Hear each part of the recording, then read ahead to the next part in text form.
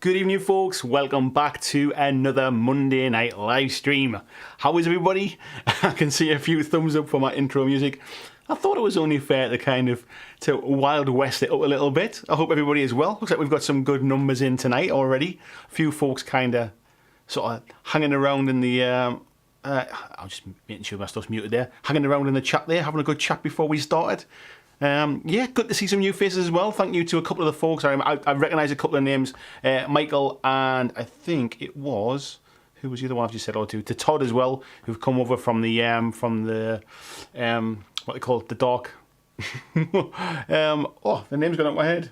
The Dark Council Facebook group, which is the Wild West Exodus Facebook group. So thank you to you, gents, and anybody else as well. I'm sure we'll catch up with you. If you are new here, please say hello in the chat. Don't feel that you have to get involved in the chat all night if you're a bit nervous or it's your first time kind of here type thing. But yeah, it's good to know who's in the chat so I can say hello to a few folks.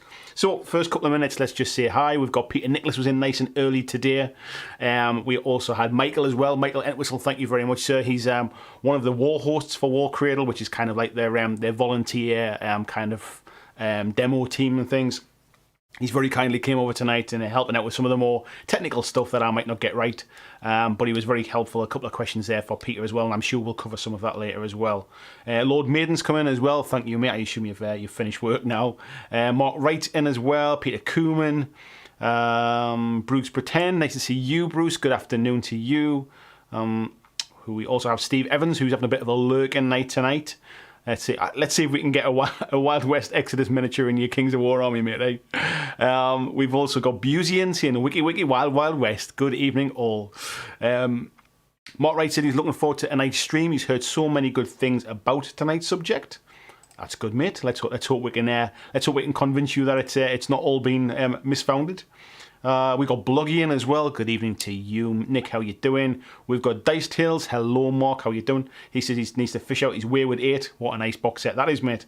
We've got David Mackay in as well. Good evening, David. Tony Howell. Wouldn't be the same without you, mate. He says, good evening, my lovelies. He's just cleaned his son's DS before he heads up to the cave. We've also got Jonathan Wyborn. Good evening to you. Blizzaz is in, saying yippee ki who's ready to rustle up some cattle. Tiberius is in as well, asking what colour Cowboy's feet are. For those wondering why the hell he's asked that, this references our painting stream when I was painting a fox for Burrows and Badgers, and I was thinking, what colour are a fox's feet? Anyway, we got there in the end. Arnold made it as well. Nice to see you, Arnold. Christian, thank you very much for coming in and herding the cattle tonight, mate. Arnold's saying his Pinot Ferry's gone to sail without him, so he's not going to be over to the UK as planned. I'm sorry to hear that, mate. Mr. Trainer Guy asking how everyone is. He's just using his wet palette for the first time. Nice one, mate. Richard Smithson as well. I ain't even going there, mate. Who else have we got? Where we go further down. Simon Parfitt's in, saying, Andy, I hope you're going to do an expert job and talk me out of buying this. I can't guarantee I'll talk you out of it, mate. Yoakum's in as well. He's lying on the sofa watching the football and the show at the same time. Multitasking, mate. A true man there. Arnold says he's got his hands on a Warcry pack of the Iron Jaws. Nicely done, sir. You've made it. And Jonathan said he's painted many of these glorious minis but not played a game. Well, maybe we can change that tonight. Good evening, Todd from Texas. Again, thank you very much for coming over. Simon Parfit, talking to Steve there. Ortega says he can't stay tonight, but looking forward to be a good one. I'll catch you in the rerun, mate. Thank you very much for coming in. Claudio's in as well. Nice to see you again, matey. Tony Tiger's in. Peter saying there's no interest in tonight's subject, and yeah, I'm glad I just picked one of those really obscure games that nobody cares about, eh? Coxie's in as well. Good evening to you. Antonio's in, said he's never played this game but hopes to discover some good things about it. Well, to be fair, Antonio, and to everybody else who's watching, I've put a bit more effort in than I normally do tonight, so I've kind of got some nice little images for you to look at. I've spent a lot of time researching the background and stuff, and I'll try and remember as much of it as I can, and I've kind of really structured it out to go through the different stages of game, what you need to get playing, some of the complex, some of the important bits of the gameplay, and I'll kind of round it up with a bit of a pros and cons and what I like and what I don't like at the end of the stream. Jacobson as well, seems getting chills from that intro music. That's just jumped off my screen there. Obviously, like it always does. Russell Higgins is in as well. Nice to see you. Tony Booth Leiden, good evening to you, mate. Lee Burns Says that Ennio Morricone on the tunes. I hope not, mate, or my stream will get taken down. I'm assured that it is copyright-free music. Tim Kelly saying, yeehaw! Malkavian's in. Good evening, Malkavian. Malkavian, folks, is the inspiration for tonight's stream. He has been painting and playing Wild West Exodus for quite some time, and I keep seeing how amazing his stuff looks, especially some of the terrain and things that he's been making as well, or painting at least. So yes, he's been kind of just like a little earworm, just in the background, never pushing it, never kind of shouting about how great the game was, just very gently, just look at this cool mini, look at this cool mini. So you've got Malkavian to thank tonight, folks. Good evening to you, Mark Berracloth as well. Good evening. Bobby Clark's in as well. Matt Mountain's in. He's painting some Batman models tonight, and he's been looking at Wild West Exodus for a while. Dark Council, thank you, Mike Entwistle. My brain went I had a bit of a brain fart there for a second. David Delaney's in, saying I'm as excited as a coyote in a chicken coop. Sunday Tabletop, nice to see you too, Luke. This is how we're doing. He's on a high from using the airbrush for the first time. Well done, mate. Nice one. Jamo's Farming is in as well. Todd's a warhorse as well. Thank you very much, Todd. We've got the experts in tonight, mate. You won't just rely upon me bumbling through this. Peter Cooman saying hi to all as well. He's doing his Asterian ciphers for Dead Zone. We've got Special 99 in as well. He's just managed to catch the last few bars of the intro music. Good choice. Looking forward to hearing more about this game. And we've got Chris Dawes as well. He's done some quick searches to see what Wild West Exodus was about. Top of the list was my 2017 video. Yeah, where I did an unboxing of this quite some time ago. We'll come on to that in a bit. Thank you very much, Chris Dawes. Paul Jones is in. We've got Kieran in as well from Odd-Sided Dice Podcast. Simon Morton is in it too. VJ, good morning to you, VJ, all the way from the other side of the world. Mountain Gremlin Games. Joachim saying Wild West Exodus doesn't have a start box, does it? We'll come on to that in a bit, mate. Frantic's in as well, saying it's hard to track down. Yeah, we'll come on to that again, mate. Economics Academy, not heard of this game? Well, tonight will be just what you need then. Good evening, Marco as well. VJ saying, hoping that I touch on Lost World. He's currently interested in that. I will touch on Lost World, mate, as well. Starty's Man Cave is here as well. Okay, good evening to all of you. A whistle-stop tour there all the way through. So I'm going to start with a bit of an intro into the game. So we're talking about Wild West Exodus tonight, and Wild West Exodus is produced by the folks over at Warcradle Studios. You may know that this game has been around for quite some time. Originally the game was owned by, of course, the name Outlaw Miniatures. The game went out of my head there. Outlaw Miniatures had the game originally. For whatever reason, they decided to sell the game to Warcradle, and the game now is not the same game that it was back then. A lot of the miniatures have come across, a lot of the background lore has come across, but the game itself is actually very different. So, what is the game? What kind of scale is it? How many miniatures do you use and that kind of stuff? The game plays on a 3x3 or a 4x4 size table. Those are kind of the recommended sizes, depending upon the amount of miniatures that you're using.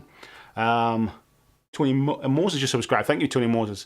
Depending upon the amount of miniatures that you're using, 3x3 is a good place to start. 4x4s, you get a bit more comfortable and you up your point size of the game. And of course, if you want to have some big mass battles, you can always push it up to 6x4 as well. But essentially, it's a skirmish game. It's a 3x3 or a 4x4 game.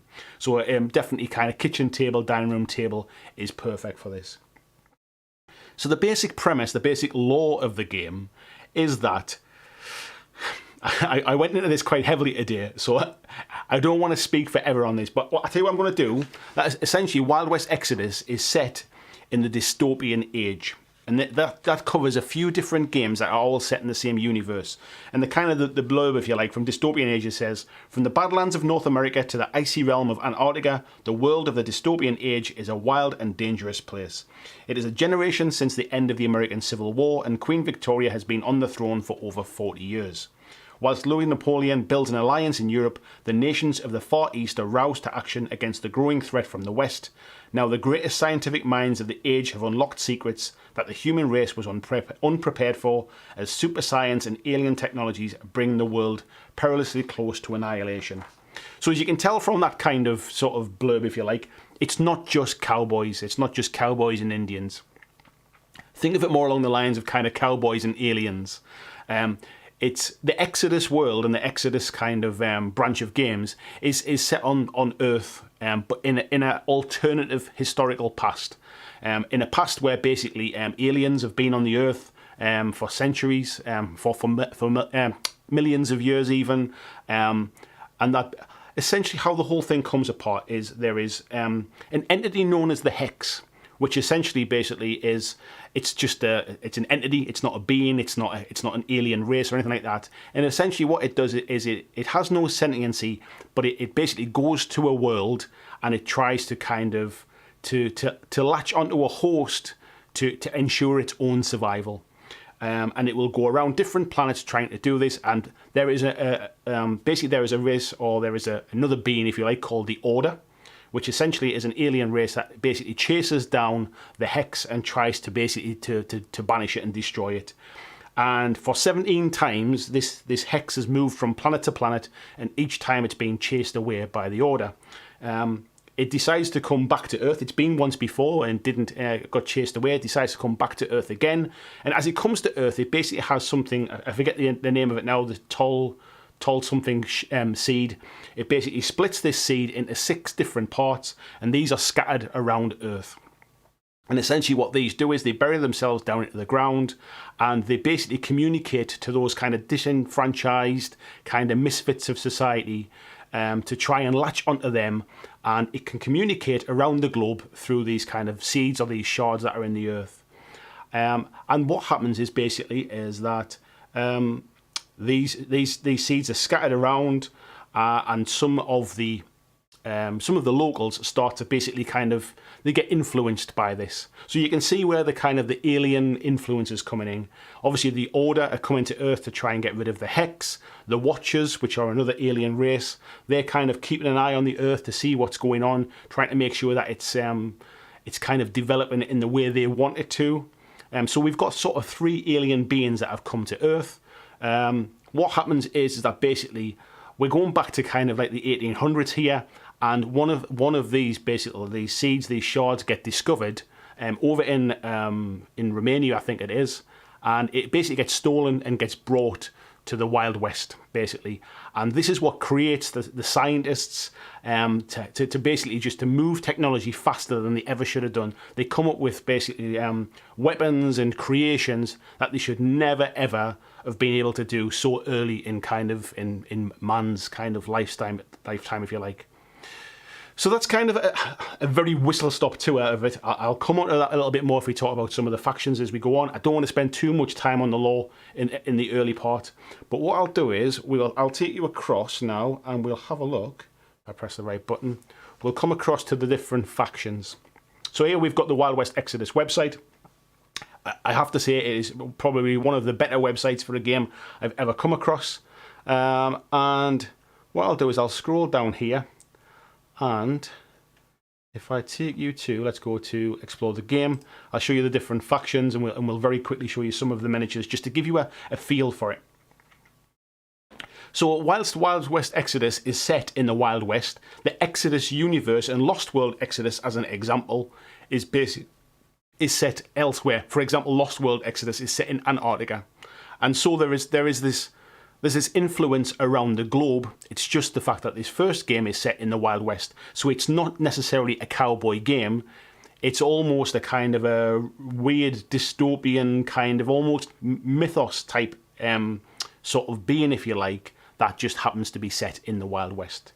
So factions wise, we've got the Enlightened. The Enlightened are the kind of the scientists, the kind of the really sort of intelligent folks who decide they want to use this kind of this unlimited alien power to do different things with it. The Hex is this being that's come to Earth and is trying to kind of to latch onto hosts. We've got the Lawmen, as you can imagine, are kind of the Lawmen of the Wild West. These are your kind of not what's he called again? I forget his name now. Your Wyatt Earp and your Doc Holliday, the kind of the kind of the stars of the Wild West. The Order is basically this weird being that's come from another planet that is chasing down the Hex constantly. We've got the Outlaws, who are essentially kind of your they're basically your faction that are they're just out there trying to make their way through the West. They're basically they're working for favors, they're working for money, they're working for influence and power, and you can pull together a very much a mercenary style band from this different faction. The Union is basically the kind of the Confederate Union. So basically the soldiers that have been kind of fighting in the Civil War as well. The Warrior Nation. The Warrior Nation is quite interesting because the lore and the background for this is essentially that the world was kind of created from the Great Spirit. Think of it as some kind of like god creature. And the Great Spirit, or the Keeper of the Earth, basically cultivates the Earth and basically tries to protect the Earth. And while he's doing this, some of the animals or some of the creatures, he essentially basically gets these kind of two-legged mammals that start to become a bit more self-aware, and eventually they develop into human beings. And what he decides to do is he sees these humans kind of fighting with each other with sticks and stones and stuff, and realizes that when somebody wants something that somebody else has got, it never really ends in a good place. So he decides that somebody might want the Earth at some point, this Great Spirit. So he decides to spread around the Earth's population. He decides to spread everybody around to basically to create this network of protection around the Earth should anybody come and try and take it away. And this is what he creates as the Warrior Nation, basically. So the Warrior Nation are not just kind of in the Wild West. They are spread throughout the globe. It's just that in the Wild West, obviously, the Warrior Nation just happens to be Native Americans. And then the Watchers are the aliens who've been coming to Earth, and they've been watching what's going on to try and shape Earth's creation. They come back every couple of 100 years and just see how things are going. And essentially, so they've come to Earth, everything's progressing as planned, and then they come back like 200 years later. They see everything's not quite as it was, and there's a really concentrated kind of burst of kind of ingenuity and engineering and science in this one little small spot on Earth. So they're kind of right, we need to get involved here. Something's gone against the plan kind of thing. And that's where the Watchers come in. So what I'll do is, if I click across to, let's go to here, and I'll show you some of the miniatures just to give you an idea. So let's start with Warrior Nation as an example. And let's start with, let's go with just some of these Plains Warriors and Stalkers. So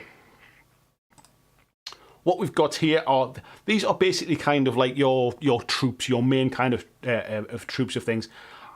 I say troops, this is not a game where you're going to be fielding kind of 40, 50, 60 miniatures type thing. You might field one unit of these. 3 of these might make up just a unit, and you can grow that unit as big as you want to, kind of thing. But you can see the quality of the miniatures here. The majority of the models in this range are either resin, a very few are plastic, but the quality, and I'm sure people in the chat will talk about, they're really, really, really nice and clean. And you can see the quality of them there. We'll just zoom into a few of them here just to give you a bit of an idea. But yeah, I mean, obviously much more traditional kind of Native American Indians, with tomahawks and knives and guns and stuff. And then if we let's go to one of their bosses. Let's pick up a boss from one of this. Let's pick up,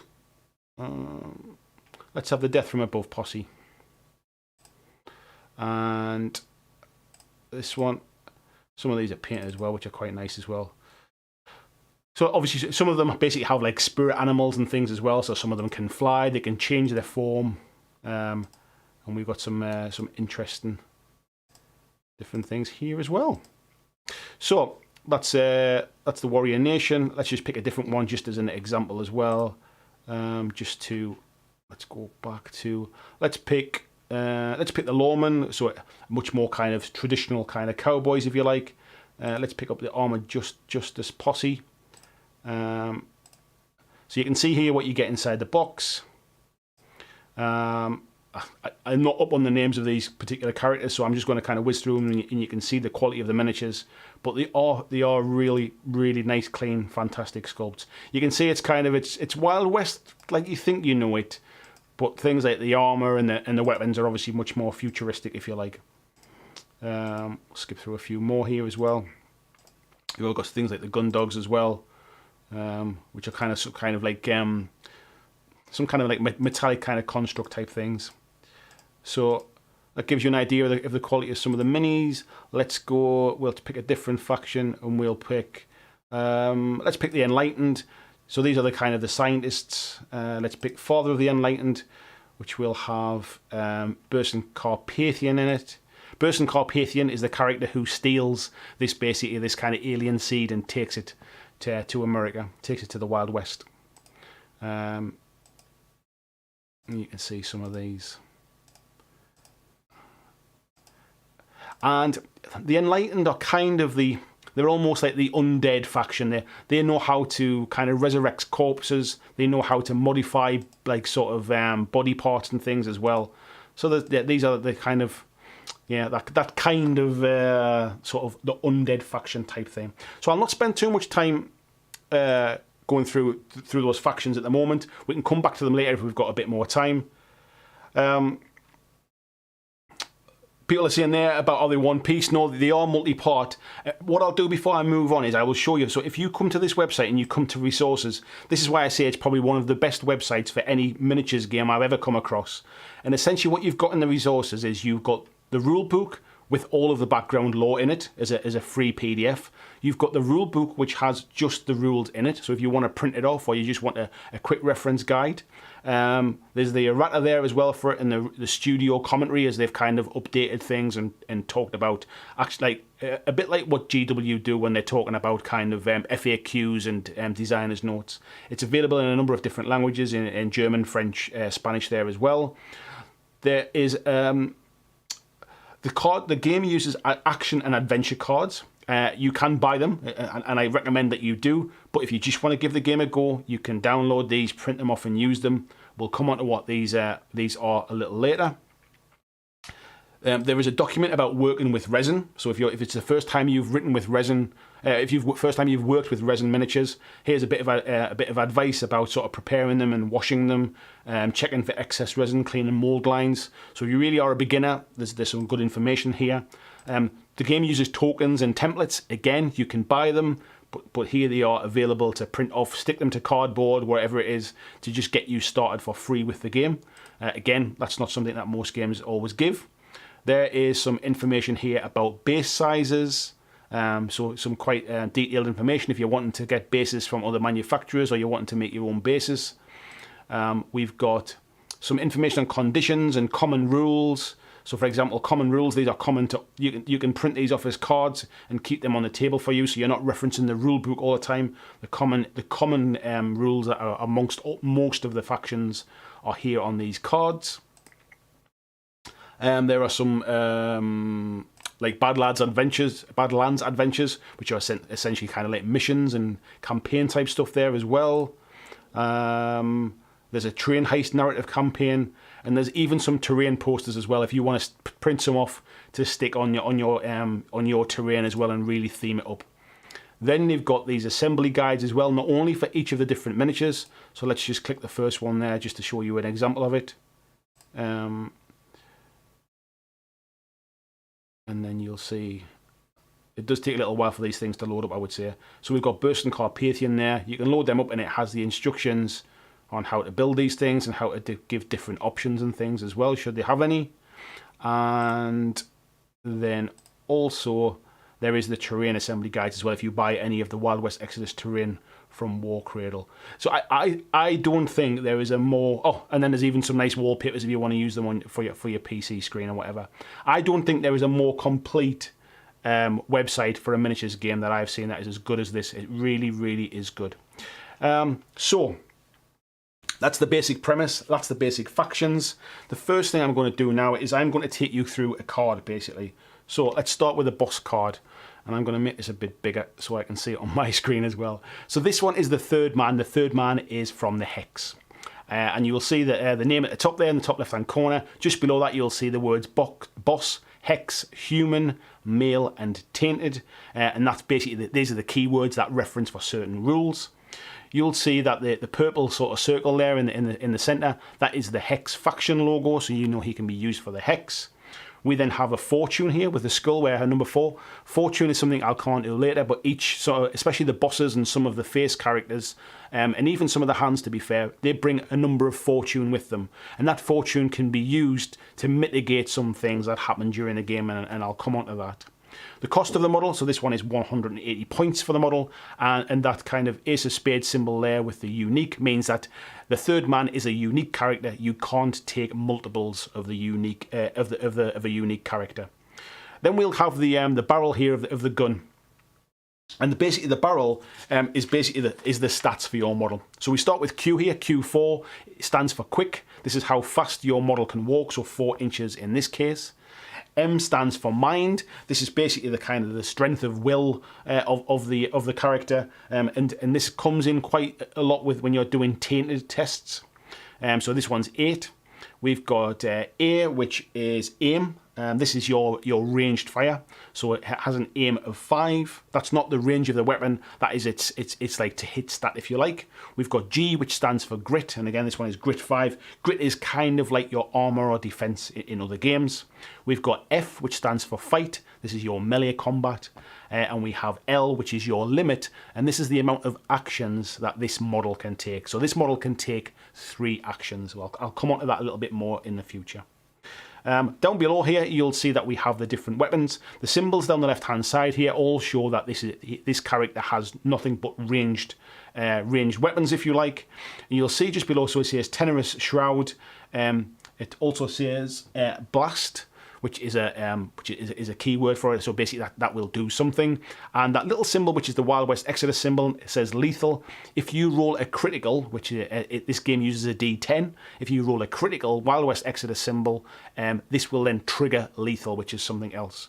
It then tells you the range of the weapon, which is 8 inches for this one. PRC is the piercing, so this is kind of armor penetration. So this will reduce your opponent's grit check by -1, and ROA is the rate of attack, so how many dice you will roll to attack. And then on the right hand side here, you'll see in the top right hand corner it says 1 times S, that is the size of the base. And then we'll have common rules here. So it says things like here, this unit has the following common rules: metal, largesse, target priority, and shrouded. We'll touch on some of that in a little bit. And then there are some special rules here as well. Now, at first glance, this will seem quite intimidating, and I remember from my days of playing Malifaux that this is that's kind of how I felt when I first kind of saw those cards. But you very, very quickly, because you're not playing with sort of 50 models across a board, you find that the rules for the game are very simple, and it's the strategy in understanding these special rules and how they interact with other models to get the best out of the game. So it's very simple to play. But you can kind of master the game by understanding these special rules. Don't let them put you off playing. You can ignore them if you want and just get your head around moving the character around and shooting and fighting and stuff like that. But this is what gives each character its flavour. Now, have I missed anything else off there? I don't think so. What you might notice is there's no wounds on this, and that's because models don't have any wounds. You get hit, you're dead, which makes the game quite brutal in combat. However, there are things in the game that let you mitigate this, so it's not as bad as it first sounds. So for example, there's one common rule here is called metal. I think essentially what it means is if you have metal, you get hit and basically are wounded, instead of being killed, you can negate that for the first time, and instead you I forget what it's called, but you basically get knocked down. If you get hit while you're knocked down, metal does not take any effect, and you would be killed. So it's almost kind of like a second life. It's almost like a wound type thing. So there are some things in this game that allows you to mitigate that instant kind of death type thing. So that is the first one. I'm going to very quickly just dive into some of the chat here so I can kind of see if we've got any particular questions.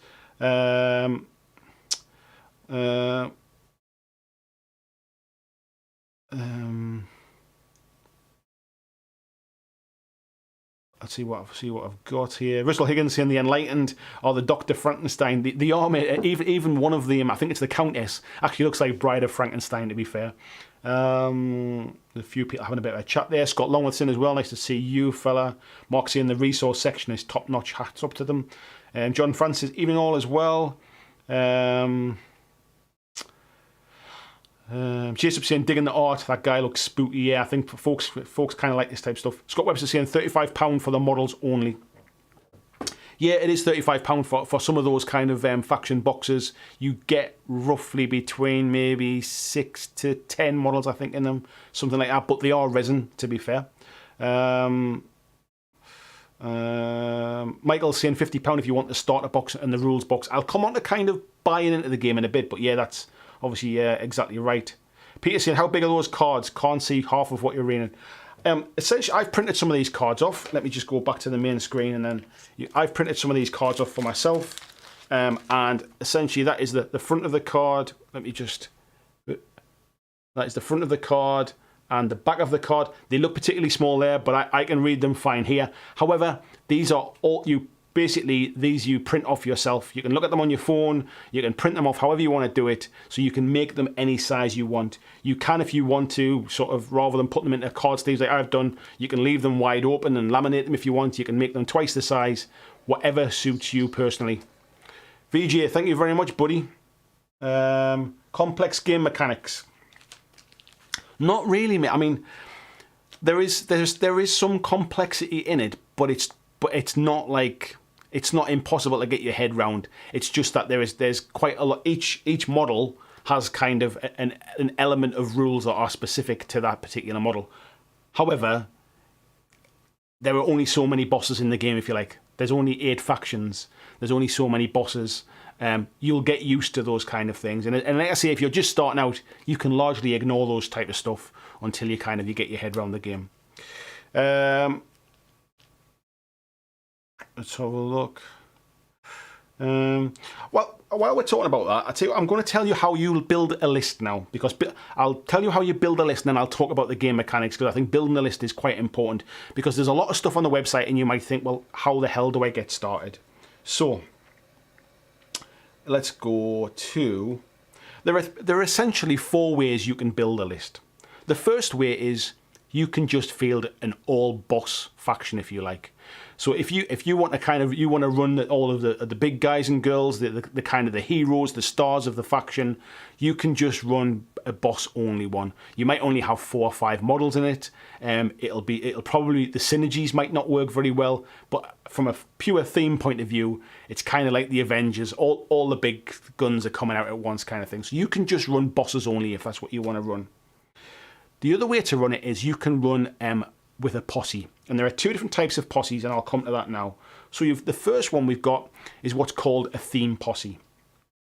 And you'll see here, this is basically, again, for the third man. A theme posse is a really kind of thematic thing, and it gives you some very tight restrictions on how you can build up your faction.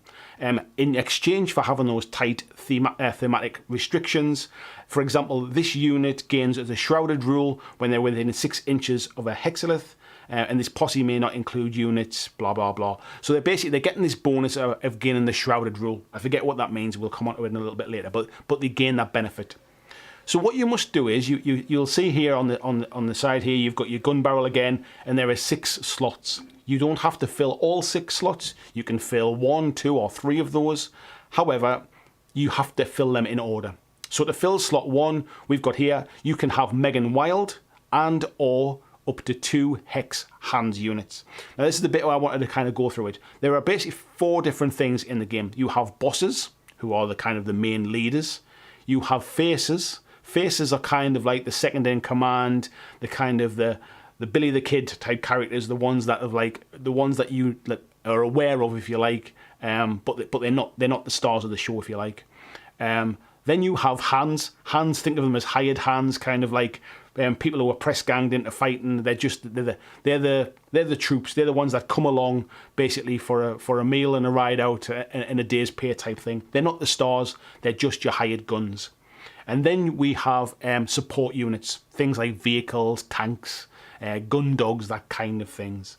So in order to fill slot 1, you can either take Megan Wild, and Megan Wild, let's just flick her over very quickly. Megan Wild here you can see is part of the Hex faction. She is a face, and she costs 130 points, and she brings 2 fortune with her. So you can either take her. If you take her, alongside the third man, you will have then filled slot 1. The next one is you take a hex hands unit and or a non-vehicle hex support unit. So for example, how about if we take a unit of these hands? Now these hands for the hex, these are the Reaver headhunters. They are kind of almost like sort of, they're a little bit tainted kind of Dark Nation, like sort of American Indians. And these are your hands, these are kind of your troops. And what you can see here is it costs 30 points per model. And in the top right hand corner you can see where it says 3 to 10. That means a unit of these can consist of just 3 models or up to 10 models in that unit as well. So for example, if you take 3 of them, it's going to cost you 90 points. If you take 10 of them, it's going to cost you 300 points. So you could take 3 of them. So if we took 3 of them in the theme posse, that means we've got 1 for the boss, we've got 2, we're including Megan Wild, and then we've got 5, and we've filled slot 2. And you can keep going through this to fill up all 6 slots. Now, that's one way to do it. The other way to do it is we have faction posses. And the faction posse is basically just the hex. It's a lot less restrictive. It just kind of means you have to take hex faction models. However, if you do take just a normal faction posse, you tend not to get a bonus in it. So, for example, you'll take the boss, you'll take a face unit, you might take a unit of hands, you'll take another maybe unit of hands, and fill it up that way. Now, what you can also do is you can take 2 different bosses from hex. And then those 2 bosses can then take their own faction posses. One can take a faction posse, one can take a theme posse if you like. You can take 3 bosses and each of them will start to fill up maybe 1 slot each of their different theme posses. And that's basically, it's a very open-ended way to build up your faction and allow you to take all the cool models that you like the look of. Now some models, if I go back to the theme posse, I'm not sure if this one does. No, it doesn't. But basically, some of the let me go back to the main screen. Some of the theme posses allow you to take like a non-hex unit, for example. So you can take one of the outlaws, bringing in some kind of like a hired gun type thing to come and help you out. So if there's a nice outlaw miniature that you really like, you might be able to take it in one of your theme posses for a different unit. So that's how we build lists. We've got bosses, we've got faces, we've got hands, and we've got support. And let's have a look, just dive in and see some of the questions. Whiskey Tango there saying, posse seems like such a dangerous word to say it out loud in. Not if you're in the Wild Wild West, mate. Vigi said, don't mind a few well-written rules, but rolling to scratch your butt like Necromunda is just annoying. Right, okay, let's talk about dice rolls then, very quickly. There is essentially a dice roll to hit, and there is a dice roll to defend, and that's it. That's all you need to do. What happens is if I'm going to shoot one of your models, I will look to see what the fire, the F number is of my model. Let's say it's 5. And essentially I need to get, it basically there is a target number that you need to achieve, and that target number is always 10 in Wild West Exodus. So my fire is 5, I need to roll on a D10, I need to roll 5 or more. Now some things will modify that number. So for example, if I focus my shot, which means I'm really kind of, it's aim, sorry, not fight, it's aiming. If I really focus my aim, so I can spend an action point to focus, I can spend a fortune to focus, then that gives me +2. So that 5 goes to 7. Now all of a sudden I only need a 3 or more to hit. Now if my opponent is in cover, they're behind one piece of cover, that's a -1. So that 7 would come down to a 6. So there is different modifiers in the game that will modify that number, but you will only ever roll the number of dice that your weapon basically has on its rate of fire. So if it's rate of attack 3, you'll roll 3 dice. If it's rate of attack 1, you'll roll 1 dice. Your opponent will then try to defend a successful hit with their grit. And again, there are a number of things that come into that. If they have a grit of 5, they'll need to roll 5 or more to save it. If they're in cover, they'll get a bonus for it. If they have certain rules, they'll get bonuses. That kind of stuff. So essentially, I roll to hit. If I'm successful, you roll to defend, and that's it. But there are a number of different things which will basically negate that. And that's where some of these special rules come in. Things like if you roll on a crit, your opponent might have a negative effect to rolling to save it, kind of thing. So that is filling the slots. Yeah, main game mechanics is what I was going to come on to now. So it uses D10 dice. Everything's based off a target number of 10. It is essentially your stat plus any positive or negative modifiers plus whatever you roll on a D10, and you need to get 10 or more. Models have no wounds, we've talked about, but there are game mechanics that kind of mitigate this. There are things like metal, which ignores a failed grit check, and there are rules, things like the quick and the dead. There is things like taking one for the team as well, where essentially you can get one of your your chaff models to dive in front of your boss and take the bullet for him and that kind of stuff. Okay, let's see what else we've got here. Scott's talking about you roll to hit and you roll to dodge. That's it, exactly. VJ said any morale, movement rolls, pre or post combat rolls. No, the only other roll, mate, is if you want to dash. Is a movement action. You basically roll your dice and it's a D5. So if you roll a 10, you get a dash an extra 5 inches. That's the only other reason you would do that.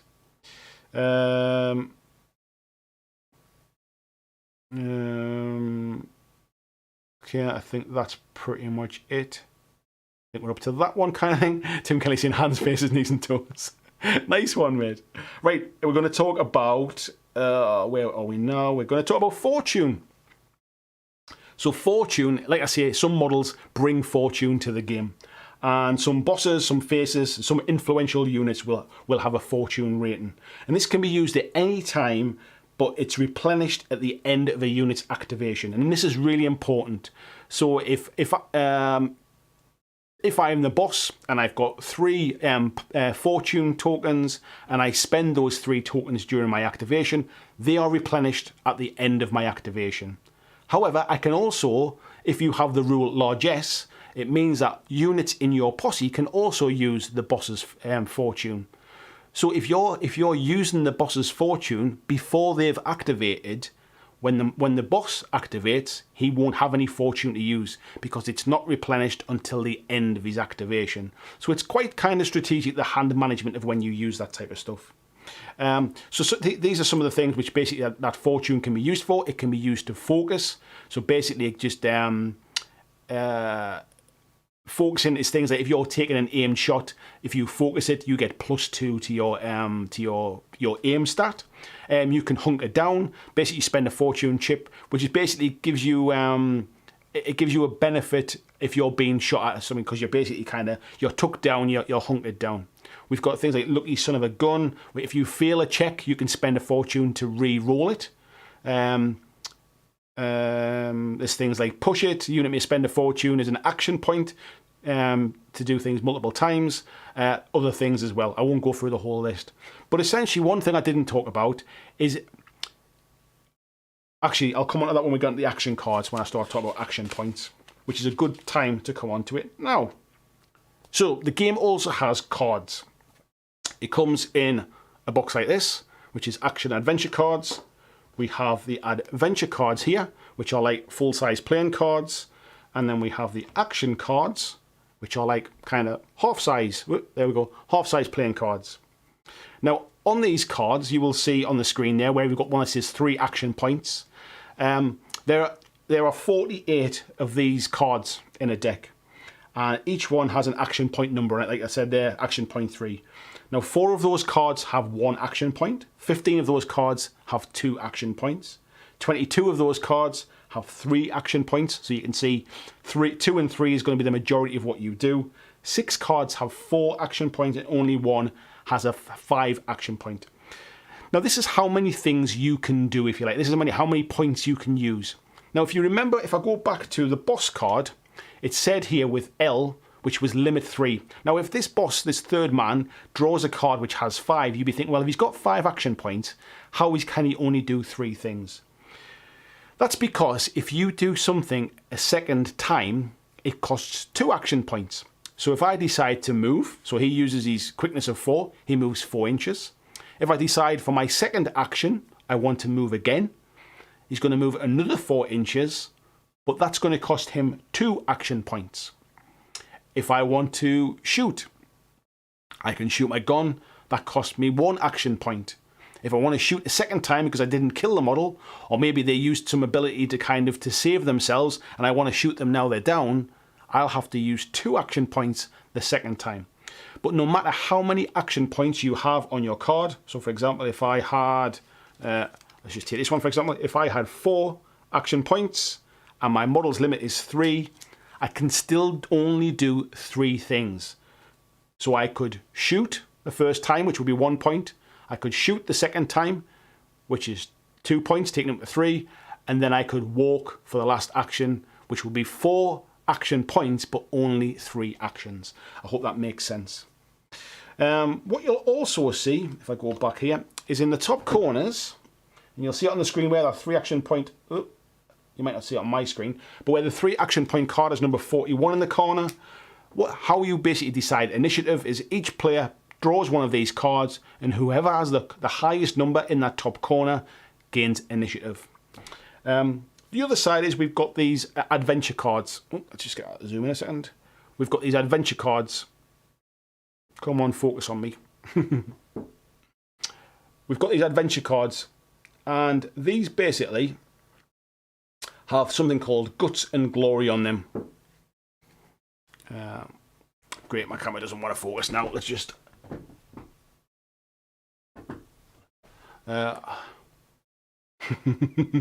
Typical. Give me a second.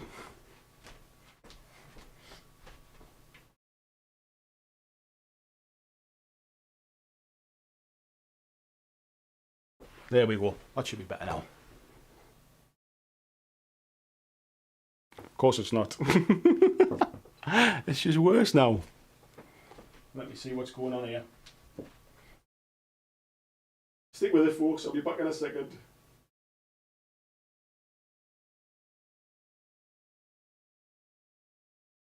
We'll see if that works now.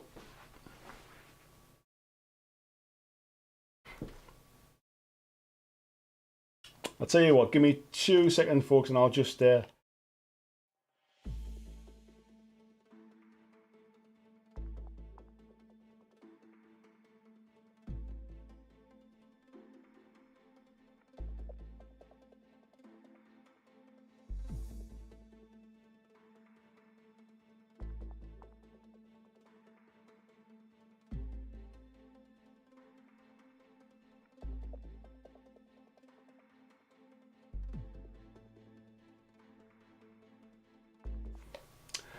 modern technology, modern technology. We're back. Yes, we're talking about Guts and Glory cards. So, what you've essentially got is Glory will give you some kind of something that you can basically do during the game, and if you manage to achieve that objective and you play this card, you will get extra victory points. So the one I've got in my hand here says, achieve the following: destroy a hands unit in a shoot action this turn and score 1 victory point when you do. So this is a way to gain extra victory points. Now the other way you can spend this card, if you turn it over, you've got your Guts, and this one says reveal this card and discard to gain the following for this activation, and this is +1. And essentially what these different things do, so this one is the cowboy hat there. It's basically a triggered activation. If your adventure card has this symbol on it, after making your first activation, you may declare you will be making a triggered activation. I'll not read the whole thing, I'll leave it up there so you can read it yourself. But there are a number of different things. You can use these basically to interrupt the other player doing something. You can restore the number of fortune chips, for example, with these cards. And these cards basically depend upon how many points you're playing during the game, depends how many of these you draw at the start of your turn. You can also spend these cards like fortune chips as well to basically to focus things, to get an extra action point, that type of stuff. Main screen. Right, let's see where we're up to with the chat, because there's obviously, I've gone through quite a bit there. Folks having a bit of a chat and stuff. Turn it off, turn it on again. For some reason, it just didn't want to autofocus, mate.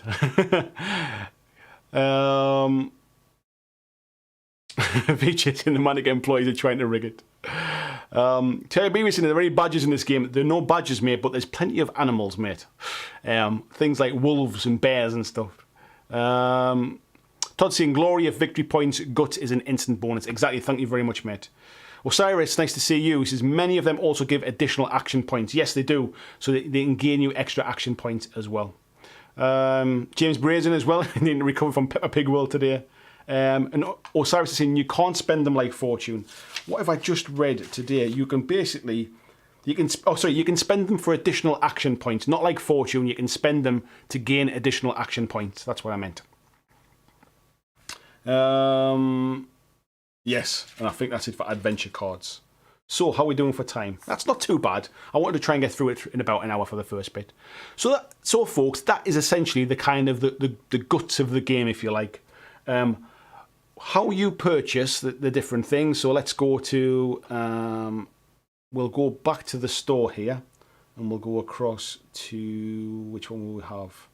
We're going to have this one. Essentially, what you've got on the store is, if you go across that, you can pick which faction that you would like to choose. So let's just say, let's pick, which one would I like? Okay, I'm going to pick the Hex, because that's the one we've been talking about tonight. If you, instead of sorting it by stock, if you do it highest first, this will be the most expensive packs. That's because the highest price ones will be the kind of the starter boxes. Now this one's out of stock at the moment, and if you go when it says Absolute Power Starter Set, what you're getting in that starter set is you are getting all of these models. Let me go here. It's having a moment. Let's just, whoops. You are getting all of these models in that starter set, but what you will also get is, and I'll go back to the main screen here. You'll get some tokens. There's like a measuring rule there as well. These are condition tokens. So there's hazard, stunned, hunkered, disordered, and on lookout, which are different things you can do. So you get a card with those in. You'll get one of these acrylic templates, which is a bit of a sort of like a blast template and like a flamer type template thing. If you're used to those, you'll get one of those. You will also get, if I can find, you'll get some Wild West Exodus sort of branded kind of very nice dice, which have, I'm not even going to try and autofocus it. They have like a like an ace of spades with a skull in it on the one side, and they have the Wild West Exodus logo on the 10 side, which are very nice. You get 4 of those, I believe. And then you also get this action and adventure card deck box as well, which is enough for one player. You can split them to play a 2-player and split the cards in half, but I'd recommend that you kind of you get one of these per person. So for £50, and that's recommended retail price, not what you might get on some of the discounted stores, you will get a faction starter plus all of the tokens and everything else you need to play. If you've maybe already got some cards, or you just want to print off the free ones from the website, what you can also do, if we go back across to, you can just pick up a faction posse. So here is the Absolute Power sort of just faction boss. It is £35, and that's just for the miniatures. So instead of getting all of the tokens and everything else, you will just get these miniatures. And again, these are all, I believe they're all resin. Let me just double check. Yes, they're all resin. It tells you here. So you can see this one is in stock at the moment. So if you don't, you can buy the Gubbins box, as it's called. You can buy that separate. So if the faction starter that you want isn't in stock, but the actual sort of posse is, then you can pick them up. So there's 2 ways to do that. One, and then as we go on from building, I would suggest personally, find the faction you like the sound of, and either pick up one of those starter things with the cards in, or if you already have some cards or you want to print them off from the website, pick up one of the faction posses with the boss in that you like the look of. That is the best way to just start. The other way to do it is, if you can still get your hands on them, there are these 2-player starter sets, which essentially have, how many? 1, 2, 3, 4, 5, 6, 7, 8, 9, 10 models in, 5 per side, 5 for the Outlaws, 5 for the Lawmen, and they come with all of the bits of gubbins and stuff in them as well. And you're going to struggle, I think, to get your hands on these. I don't think these are still widely available. You might get them on eBay, you might find a store that's still got some stock of them, but I don't think they're actually still on the on the Warcradle website anymore. So yeah, this is another way to do it, and this is how I kind of started originally. So I've already got the cards and stuff that I need. I'll probably just pick up some factions that I like the look of now. And then once you kind of have that, look at those faction posses, look at those theme posses, decide how you want to fill it out. You can look online, all of the cards are free, so you can actually sort of do your list building, decide how many points things are, and start to fill up those 6 slots in your faction posse cards or your theme posse cards, and that way you can decide what else you want. So you can by all means buy the models you like, but for example, if you want to buy one of the big support tanks, you might have to field a few more units before you can get to unlock that. It's essentially to stop somebody going, right, I'm going to have a boss and I'm going to have 3 tanks. That's it. Right, take me off the table now kind of thing. It's to stop that kind of stuff. Yes, so that's it. I'll dive in and have a look at some of the questions now, and then I'm going to go on and give you my kind of pros and cons, and then I'll kind of open it up. If you've got any questions you want to ask me, or you want to ask any of the war hosts that are in the chat as well, that's probably the best way to go about it.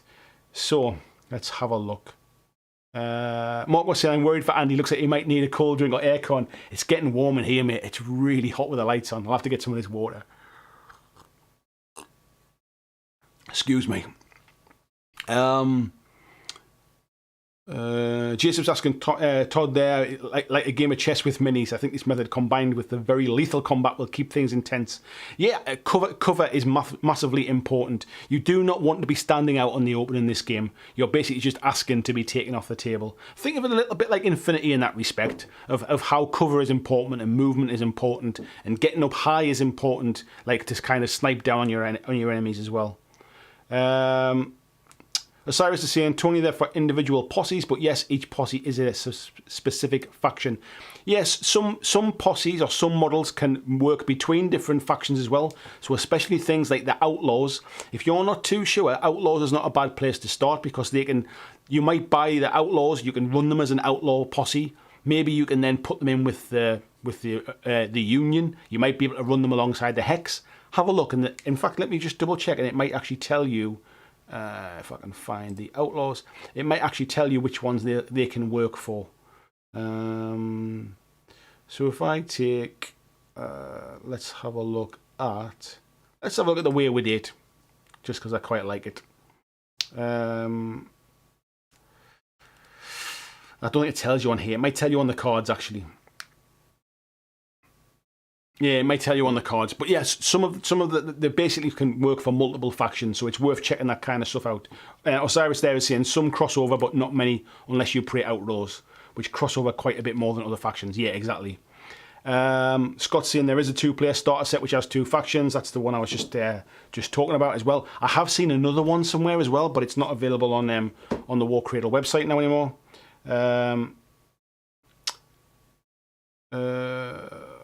It's a chat there. Tiberius is saying, elephant in the room, is this a Brave Star tabletop miniatures game? Right. There is kind of like a horse with a big gun. It does look a bit Brave Star at times, but it's very much, if you like the ideas of games like Malifaux, where it's got lots of different themed factions that come together in a world, but the setting makes sense. It's not just random models thrown together. This is the kind of game for you. You can play with very limited, small kind of elite, sort of small numbers of models. You can play with kind of with a boss and lots of kind of hand models and build out, like some bosses like to take military kind of formations with them, so they'll take a lot more hands rather than faces with them. Yeah, so it's a good mix really. It's still a skirmish game, but some can allow you to build up a bigger force if you want it. VG saying, how does the Lost World fit into this? Right, the Lost World, let me just click across to here. And we'll go to, where's the website page? So the Lost World Exodus was announced, I think it was at Adepticon last year, I think. And essentially what happens is, the Lost World is set in the same universe, but it takes place in Antarctica. And essentially what's happened is in Antarctica, there's been like an alien artifact found, which has basically turned it from a frozen kind of continent into this kind of lost world, and all sorts of manner of kind of creatures have come up from underground, and it's now luscious plant life and things like that as well. And now what happened is all of these different factions from around the globe have heard about this, and they all basically want to get their hand in and find out exactly what's happening. So this is from an announcement last year, basically, because he's got some information here. And that basically the 8 factions from the Lost World are the Latin Alliance, the Commonwealth, the Celestian Empire, the Prussian Imperium, the British Crown, the Covenant of the Enlightened, who are also in Wild West Exodus, the Union of Federated States, which is also in Wild West Exodus, and the Ottoman Sultanate. It says basically the Lost World shares the Exodus core rules. So the core rules for Wild West Exodus and for Lost World Exodus are exactly the same, but it brings in some unique kind of rules and stuff like that as well, which are basically the ones on the backs of the cards, something that are a little bit different. We see commanders, units leading detachments. So instead of bosses and posses, it's commanders and detachments. They have specialists, which are like faces. They have troops, which are like hands as well. So there's a bit of a different structure.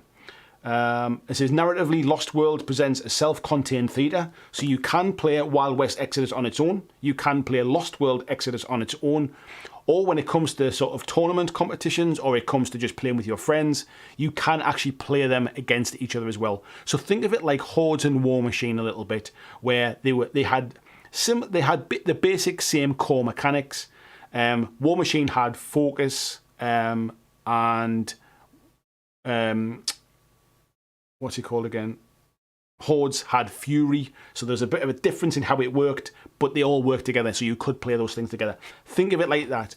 The difference is that because of COVID and everything else, it's probably a bit delayed now, so there aren't even there's not really a lot being released for it just yet. However, I'm pretty sure if you go to I think I've seen some beta rules somewhere potentially, but I can't see them here. So I think it's coming soon. Is my answer. Main screen. I think it's coming soon, but it's not here just yet. So they will talk to each other if you like. They will interact as 2 separate games, and they're essentially just 2 parts of the globe set in the same era, if you like, when this is all happening. Cyrus is saying there, yes, some of the Lost World characters are in Wild West Exodus. I'm assuming more crossover will happen once Lost World Exodus gets revamped, coming soon. Yes, exactly, mate. Yeah, think War Machine Hordes. Thank you very much, Todd. Yeah, that was what I was thinking of. So yeah, Williams is saying, sounds like Outlaws make for strange bedfellows. I like what I hear about this game. Models are great. Yeah, I mean, what I would honestly say is that if you're looking for a skirmish game with a low model count, thank you very much for the subscription. If you're looking for a game with a small model count, something that can grow with you as you want to buy more stuff, this game will probably kind of fit the bill for you as well. If you're wanting something that's not your standard kind of space marine, sci-fi type stuff, not your standard dwarves and elves and wizards fantasy type thing, this will also kind of fit the bill. Anybody that's interested in games like Malifaux, people that are interested in games like Carnivale, people that are interested in games like Mythos as well from Warcradle. It's that kind of weird, it's not steampunk, but it's got a bit of a steampunk thing to it. It's alternative history. So there are characters like Abraham Lincoln. There are characters like Wyatt Earp and Doc Holliday and General Custer, but they're not the Custer and the Poncho Villa. They're not the characters that we know from history. They are the characters if history had took a bit of a left turn and went down this alternative kind of path, this timeline. Yeah, so I'm kind of going to wrap it up really with, and obviously the stream's not finishing, but I'm going to kind of wrap up this initial bit with, so what do I like and what do I don't really like about the game? Pros and cons if you like. What do I like first of all? I think the minis are amazing. I've always liked them, but I was never really sure how they all hung together. It seemed weird that you had these kind of quite futuristic looking aliens with kind of blasters. You had cowboys with mechanical arms. You had kind of Native American Indians. At the same time, you had some kind of zombie constructs. I didn't really understand how it's set together. I highly suggest take some time to go onto their website and read through some of the background, the background sort of lore and things. It is unbelievable. I got absolutely hooked. I've gone down a rabbit hole the last kind of week, just reading the lore, understanding the different bits and pieces and what's this game kind of, where's it set, and why are these all in the same universe? Why does it hang together? And once you read that, it kind of, the penny dropped for me and I could completely understand it. And then I started to kind of like, right, well, which faction am I going to bet? Tony Howell, you legend. Thank you very much, kind sir. Kind of caught me off guard there. Thank you. Thanks, mate. Yeah, minis are amazing. That's the first bit. The second thing I really like, the rules are free. The stat cards are free. The tokens are free. The action and the adventure cards are all free. If you just want to dip your toe in and give it a try and proxy some minis, everything you need, right up to the tokens, right up to the stat cards, the full rules, not only the full rules, but the full rules with the lore and background in them are all free. There's not a lot of games do that. Lots of games will give you a cut down version of the core rules. A lot of games will give you a version of the core rules without any of the background lore, so you can't like kind of get to grips with what you think about the game or what like, kind of build those stories up in your head.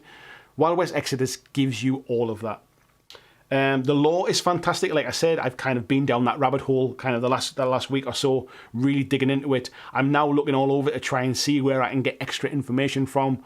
There are some novels available, which I think were kind of crafted around the first edition of Wild West Exodus, but they're still relevant. They're still kind of, they still got the same characters in.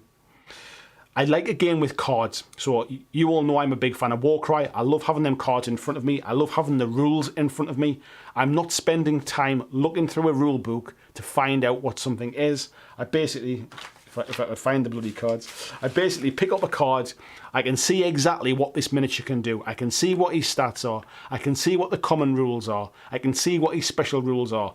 I can sit at home and do my list building and put the cards out and say, right, this model interacts really well with other models that have this keyword. Which other models have got that keyword? And I can pull the cards out and I can look around them. That, to me, really, really helps. I said on my IM Facebook group earlier this week, I was playing a little bit of Infinity Code 1. The thing that was missing for me was a card like this that had all of the stats for that particular model right in front of me. So I can pick up that model and go, I know he's got this weapon. I know what he looks like. These are his stats. This is his range. I know exactly what I'm doing, kind of thing.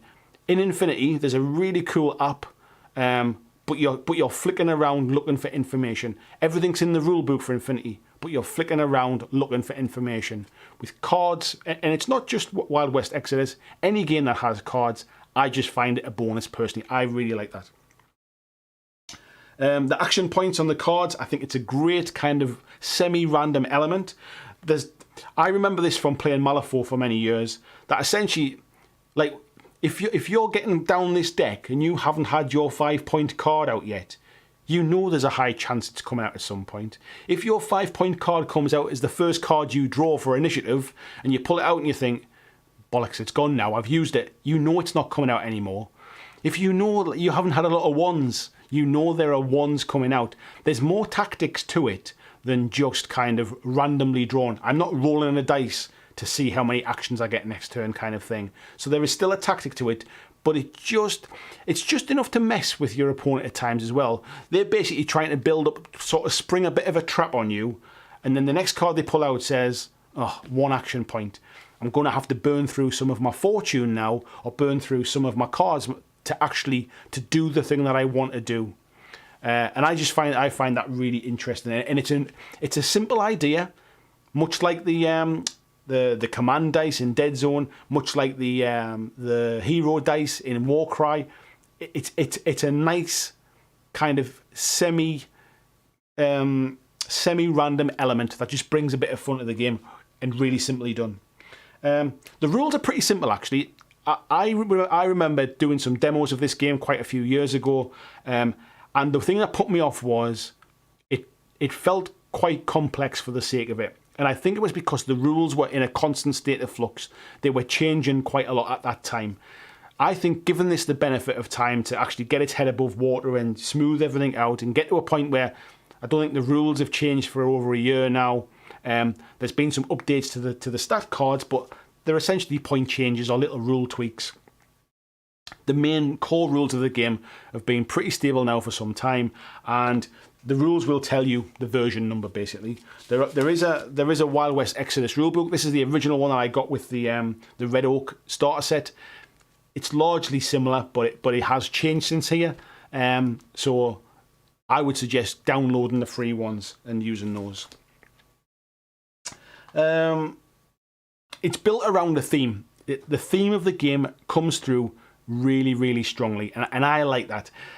I'm not necessarily a competitive gamer. I'm much more about kind of narrative, and when I say narrative, I just mean it might just be a one-off game, but it's that story of like, why are they fighting? What's the reason behind it? Why are my hex models coming to hunt down your Union models? What are we? Are the Union? Are the outlaws trying to rob a bank, and the Union are trying to stop them or something like that? It's that building of a story, and the things like the theme posses, the things like the even just down to having the fortune in the game are represented with or you can certainly buy from their store, like poker chips. The poker chips, the cards, it all just kind of builds around that kind of Western theme, and I really like it.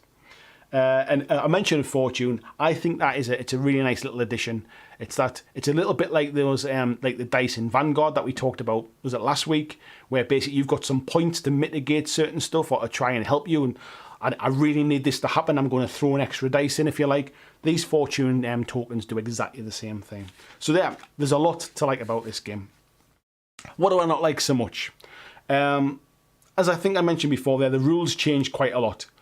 But they do seem to have settled down now. Now, I think they've settled down. I'm sure the guys that are the Warhorse will tell me now, but I don't think there's any major changes sort of planned for the rules. I think it's kind of got to like a mature stage now where there's enough factions out there, there's enough models out there for each faction. There's still some gaps that need filling out, but it's not in that constant state of change that it was when I first kind of heard and looked at this game. And I guess going back to what VG said before is, there are quite a lot of special rules to remember. And when I say to remember, you don't have to remember them all. You kind of, and I remember this from Malifaux days. Once you've played with a few models a few times, you start to remember the ones that you use quite often. You might not remember the obscure ones that are very situational, but you'll remember the powerful ones. You'll remember the ones that, right, I need to do this when that model is next to it because then that triggers this certain thing. You'll remember those ones, but initially, first getting into it, you can look at these and think, oh my god. Now, that's the boss, if you like. He's going to have a lot more sort of options and stuff. If I go to something like this Gundog, he's got 3 special rules. Whereas the boss here, the boss has got 1, 2, 3. He's got 4 special rules. So it's not as bad as it sounds. And like I say, you can print these out bigger as well. The text can be quite small if you print them off too small. But yeah, you can print them off a little bit bigger. And there's quite a few kind of modifiers. But again, those are the kind of things that just come with playing the game once or twice. Remembering that, like the way cover works, is you get -1 to your aim for each piece of cover that is between you and your opponent. So if there are 3 pieces of cover between you and your opponent, then basically your fire stat comes down by 3. If you focus it, it'll go back up by 2. So it's that modifiers that you've got to track, but there are only so many. It becomes second nature. It's like any other game, I suppose, really. But when I first kind of had a demo of this a number of years ago, that was it. I'm not sure if the demo was the best, but it was a case of I felt like I was trying to track a million things at a time. Playing through it again now, in hindsight, once things have settled down, I didn't find that. And after the first few rolls, I felt like kind of, all right, I know what I'm doing now. I'm all right with it. So it's just one to watch for. If you get a little bit kind of like, when you first play it, a little bit rabbit in the headlights, just stick with it. It's not as complex as it would first appear. So, that's Wild West Exodus, folks. Tell me what you think.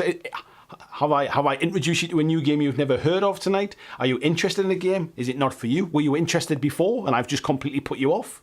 Were you not interested and maybe you've kind of thinking, I might just have a look at those faction boxes now and have a look? Let me know what you think. I'll dive back a little bit. Lord Maiden says, could you give Mr. Ortega a shout out, please? I could give him a shout out if I knew what I'm shouting him out for. Ortega, he's a shout out. Was there a reason? Was there a reason for that? Did I miss something? Malkavian saying there, no faction is insta win. So it's balanced, kind of, but from what I understand is you can play competitively, but it's not like it's not balanced to a competitive fine edge. There's an element of like it's still just a fun game in there as well.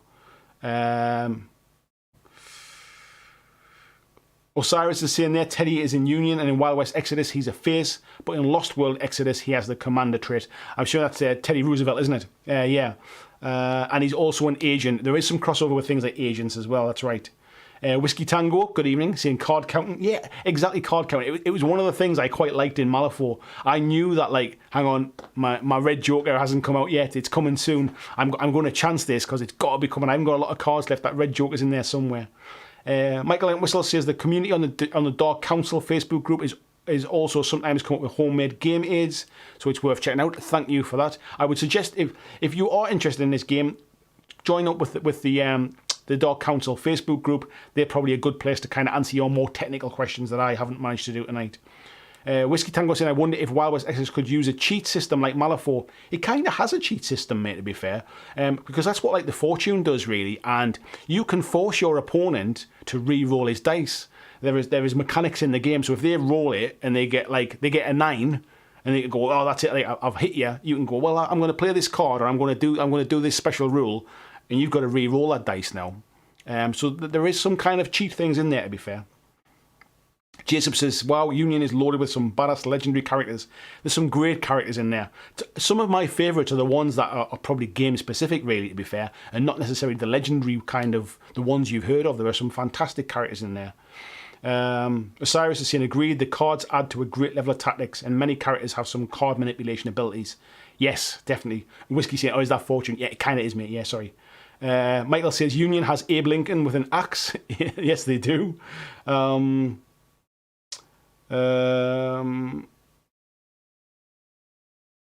Kirill saying, Malkavian, is it because gameplay is randomised in a good manner that reflects gunplay chaos? It's not that random, really. I get it's more, I guess how many action points you take is probably is randomised to a point, but there are very few ones in there, so majority of the time you're going to be doing 2 or 3 actions, so it's not too bad. And there are ways to get more action points. If there is something you really need to do, if you've played the game right, you'll have kept some kind of stuff back to enable that to happen. Osiris is saying, careful, the rulebook's in print or version 1.08, and the newest set of rules is 1.091. It does have some significant difference, but you can use the old book with the rules update. Yeah, I've basically printed off the latest rules, which is the 1.091, and the rules update stuff as well, just to kind of keep an eye on it, really. And I found by flicking through it, I kind of the game sunk in, and I didn't have any kind of sort of knowledge of previous editions, so I wasn't like, oh, well, that's changed and I need to remember that and stuff. Jason saying, so what's the difference between Wild West Exodus and Lost World Exodus? Basically the setting, mate. Essentially where they are set in the universe. As we mentioned before, it's like War Machine and Hordes. They are 2 separate games that can be combined and played together. You can play with the factions from both. There are the core rules are the same. There are some specific rules that certain factions do that are different between the games, but it's all compatible. Tony's saying, I love the idea of campaign games. I can imagine that it's quite really thematic with that kind of stuff. Jacob says there's going to be a print version of the newest rules. I think there will be at some point, mate. I mean, if you look at any game systems, essentially, the rule book now. I mean, if you have I think I saw today that 40k has already got its latest FAQ up. Mantic today, for example, just announced, or was it might have been yesterday, announced that Kings of War 3rd edition, that if you've got the digital version, it's updated again. So that's been 2 updates since the Kings of War 3rd edition rulebook came out.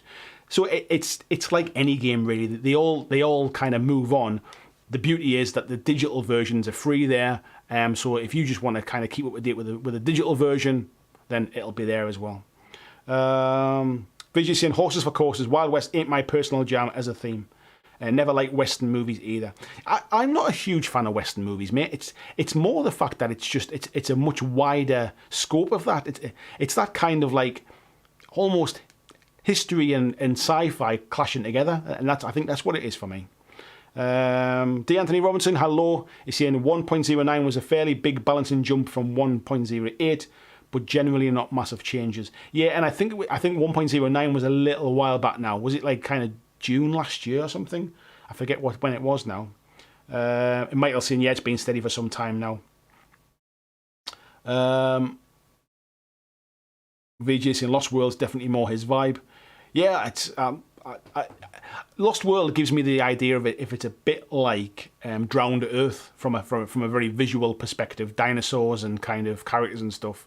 It's got that kind of feel about it. But I love the fact that they're all set in the same universe, if you like. Where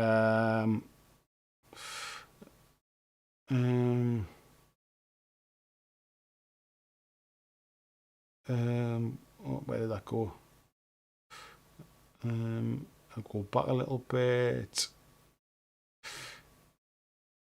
Michael saying, anyone interested in the Midlands, feel free to contact me on Facebook. I've joined the BlackJack group. Thank you very much, mate. I appreciate that as well. Simon saying, you're not putting me off, damn you. James says, how many Necrons and Space Marines in this game? There are metallic looking robots, and there are some cowboys with quite a lot of with armour. That's probably as close as you get, mate. Scott saying, which faction do people recommend? I'd recommend the one you like the look of, mate. I did the same thing, like trying to think, well, which one should I go for? I've just been looking through them. I've been reading the lore. To be honest, I'm going to probably pick up one of the outlaw factions because I like the idea of being able to kind of just have those kind of like themed bands, if you like, bands like sort of posses. But I think Hex. I think I'm going to go Hex, mate.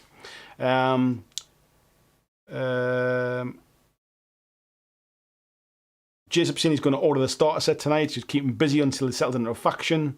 Nice one, mate. Luke saying, I would not mind painting a few of the minis, but the general setting doesn't do it for me. The game sounds perfectly good, though. The game's great, mate, yeah. It's like any game. If the setting isn't for you, the setting isn't for you.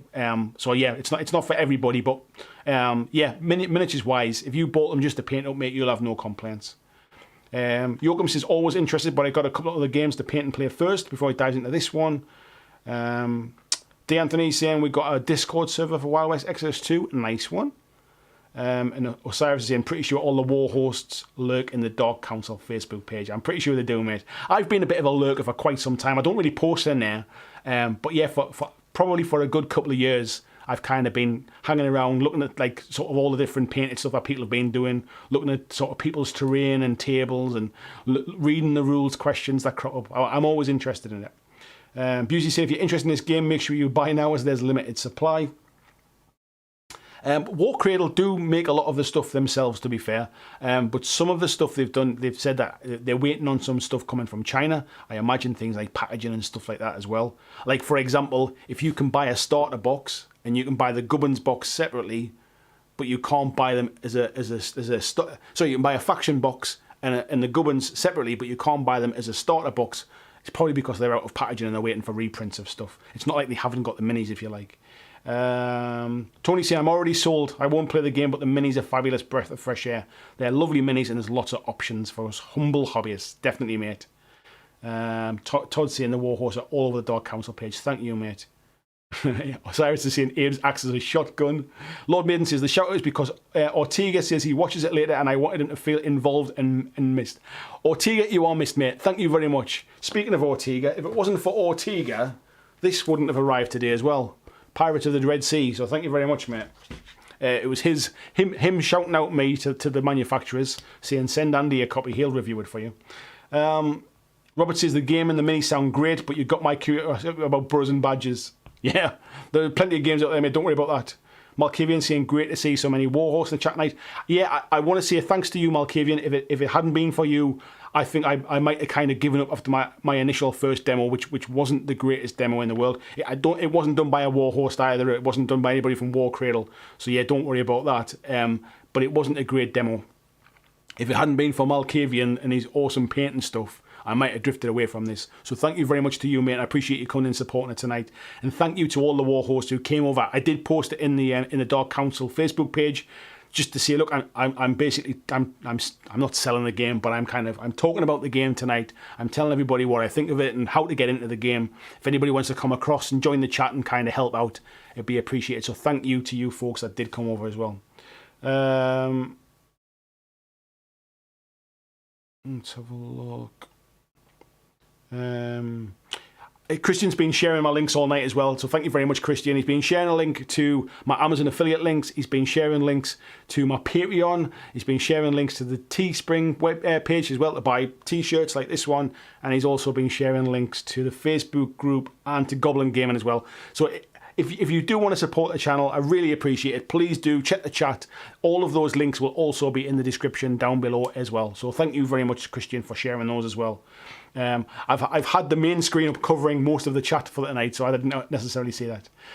Mark was saying, oh sorry, first of all, Kirill is saying actually not so many unique rules on the character cards, most from the rulebook list. Yes, I think initially because the text's quite small, it looks like there's a lot, but actually there isn't. Mark says, do they do any terrain sets? They do terrain sets, mate. I will, let me go and see if I can find the terrain for you, mate, and I'll show you some of the stuff they do, because I must admit, I'm tempted to go kind of deep on some of the terrain because it looks really nice. Let me see how I find it on this. Actually, if I go here,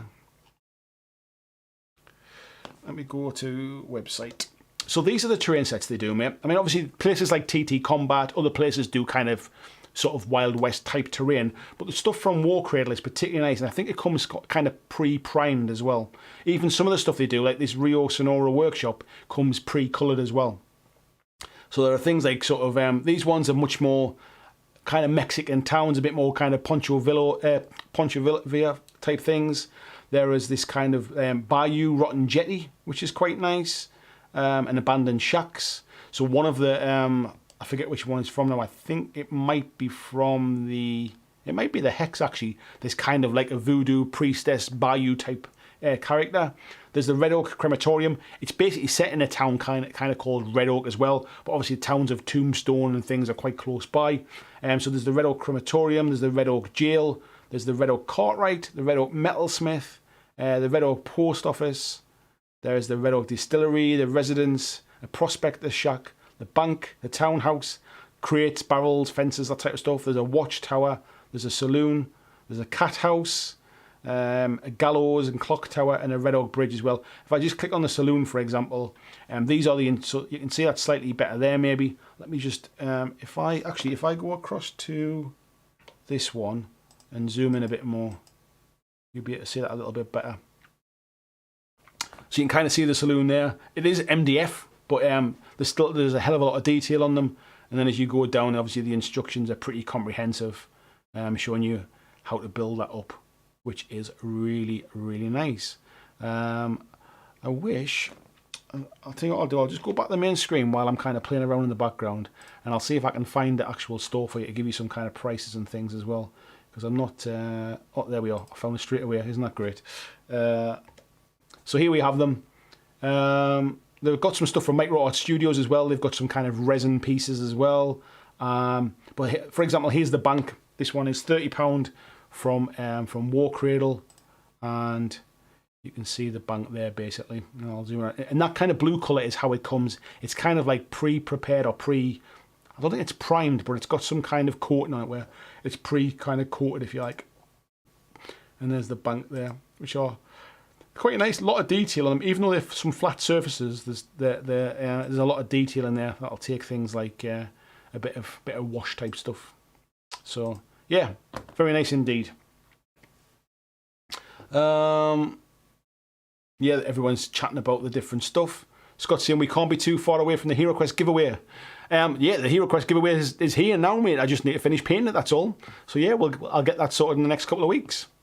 And again, as I mentioned before, so the Hero Quest, I'm giving away, for those new folks tonight, I'm giving away a copy of Hero Quest, my own personal copy, and I am fully painting it now. I didn't paint it years ago, I'm painting it up now, and I'm giving it away to one of my Patreons. So once I hit 100 Patreons, that was what triggered the giveaway. I'm now at 104 Patreons, I think it is. Anybody that was a Patreon at 100 Patreons is included, and anybody that joins the Patreon before I draw the giveaway will also be included. So if you want to be part of that giveaway, join the Patreon now. You can join the Patreon from $2 a month. $2 a month gives you access to the Discord server. $5 a month gets your name at the end of every one of my videos and gets you access to the monthly podcast. It also gets you discount at my Teespring merch store. $10 gets you a free mug every 6 months as well as some other stuff. And $20 gets you a free t-shirt and a free mug, plus some other stuff as well. So yeah, even at $2, you're helping me out. This is my full-time job now, and essentially Patreon is one of the things that basically enables me to make this a full-time living. So thank you very much. Cyrus is saying it makes good combat setting that isn't World War II or fantasy, which is pretty much everything else besides sci-fi. Yeah, as I said before, it's one of the reasons I still love kind of Malifaux, for its setting and its universe. It's just different, and I don't think I fully appreciated just how much Wild West Exodus had that similar kind of sort of weird Wild West kind of setting, really. So I'm really impressed with the background lore for this. Jared Harris, good evening, Jared, said he saw this at the UK Games Expo last year and was tempted. I think I'm going to get into this and try and drag a few mates.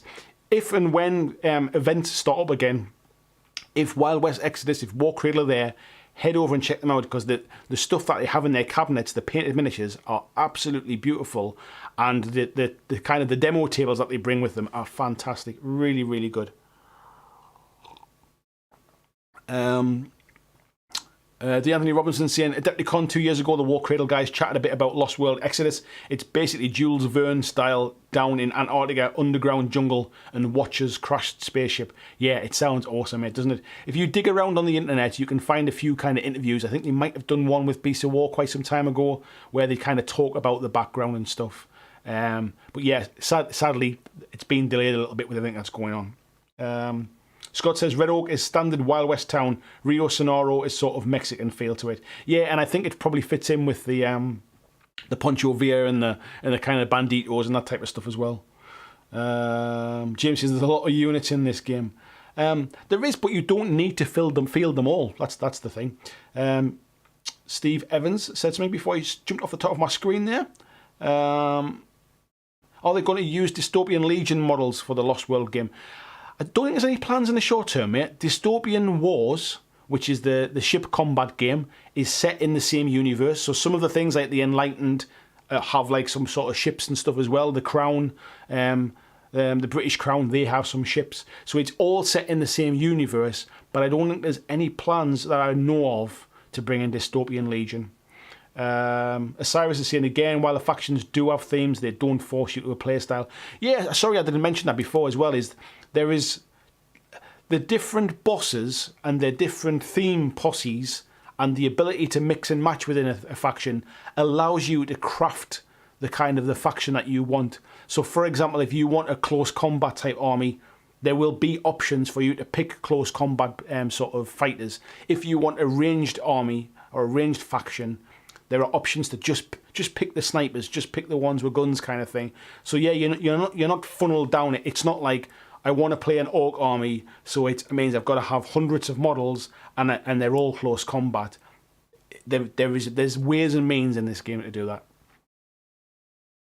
Todd saying, watch Tombstone and Cowboys and Aliens, you'll be hooked on the game.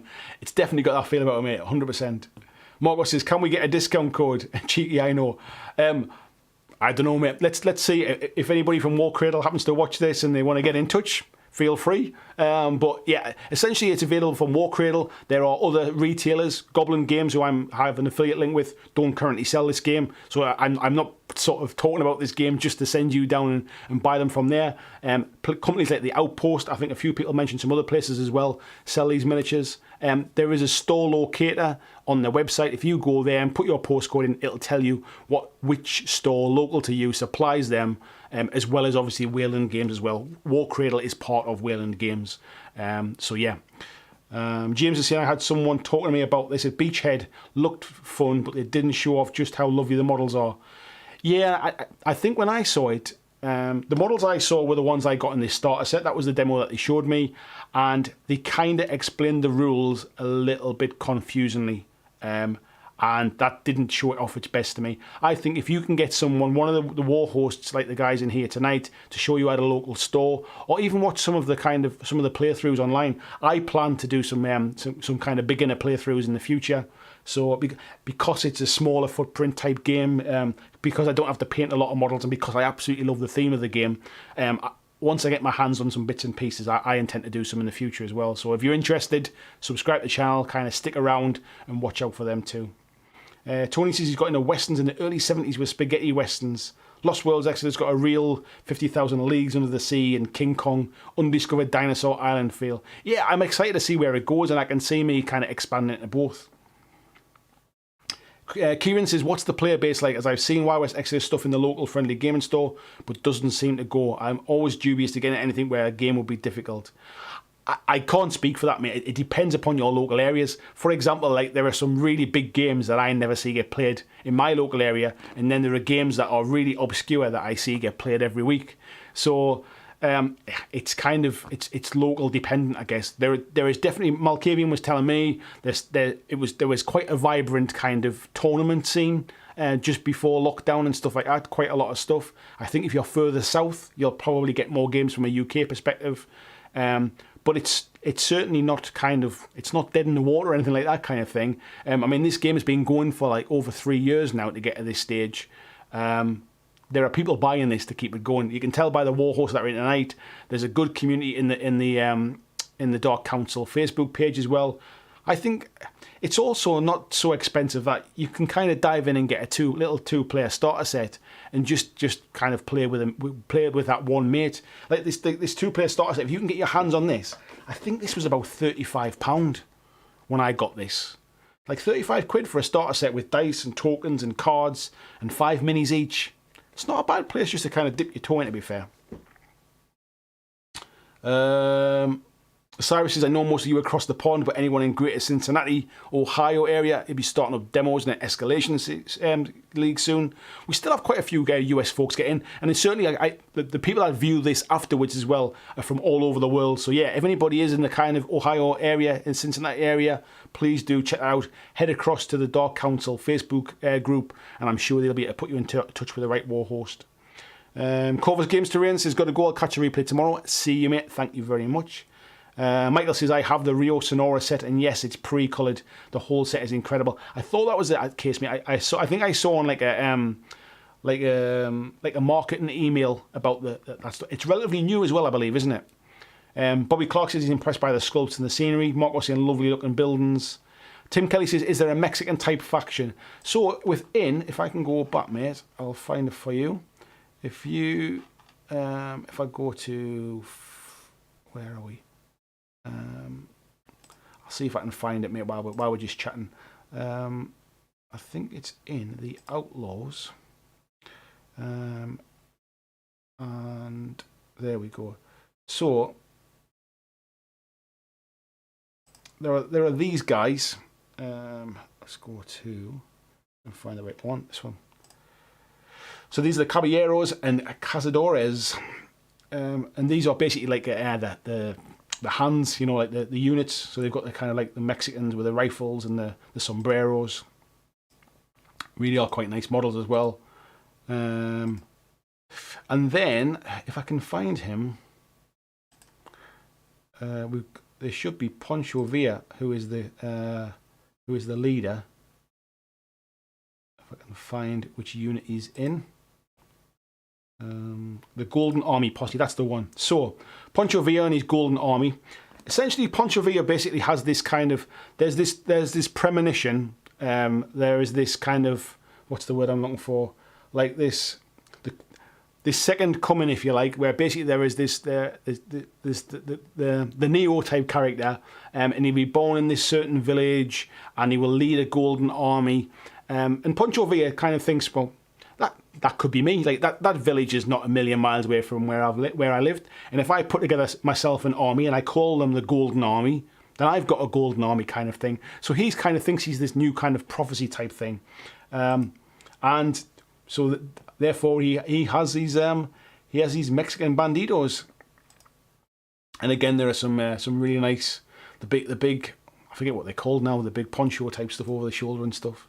They're just really thematic. There's kind of, if you're into that Western type theme, there's all sorts of different things for you in here. And even if you're not, there's kind of, like, let me just show you some of the. Let's go to the watches, for example, just so you can see how different things are. So the different posses, the different factions within the watches are called the clades. So there are different types of clades, which are basically different types of aliens, if you like, different types of watches. So these are your standard kind of greys, as you would imagine from things like kind of X-Files and stuff like that, laser guns. So yeah, if you're not into the Western style stuff, there's some alternative kind of sci-fi type things, which are really nicely sculpted. If I go back, they're different clades. So there's the Viridians, and these are again aliens of a different type. Basically, you can see by their weapons, sort of forearms, different kind of different style. So that's those ones. So those are the Viridians. And then if I go to, we've got things like there's a Magneto Alpha here as well. Basically, like each country where these, or each kind of planet where these aliens go to, there's an Alpha model, which is basically kind of like a boss or a leader type thing. And this is the Magneto Alpha, and you can see they're very different again. A little bit of kind of alien influence, I think, on that one as well. So. Yeah, so there's a real mix of stuff, a real mix. Michael saying, yeah, Golden Army. Scott saying the terrain looks amazing. Yeah, I really like it too, mate. Blizzard saying, any online stores in the US carry this? If you go, let me go back, mate.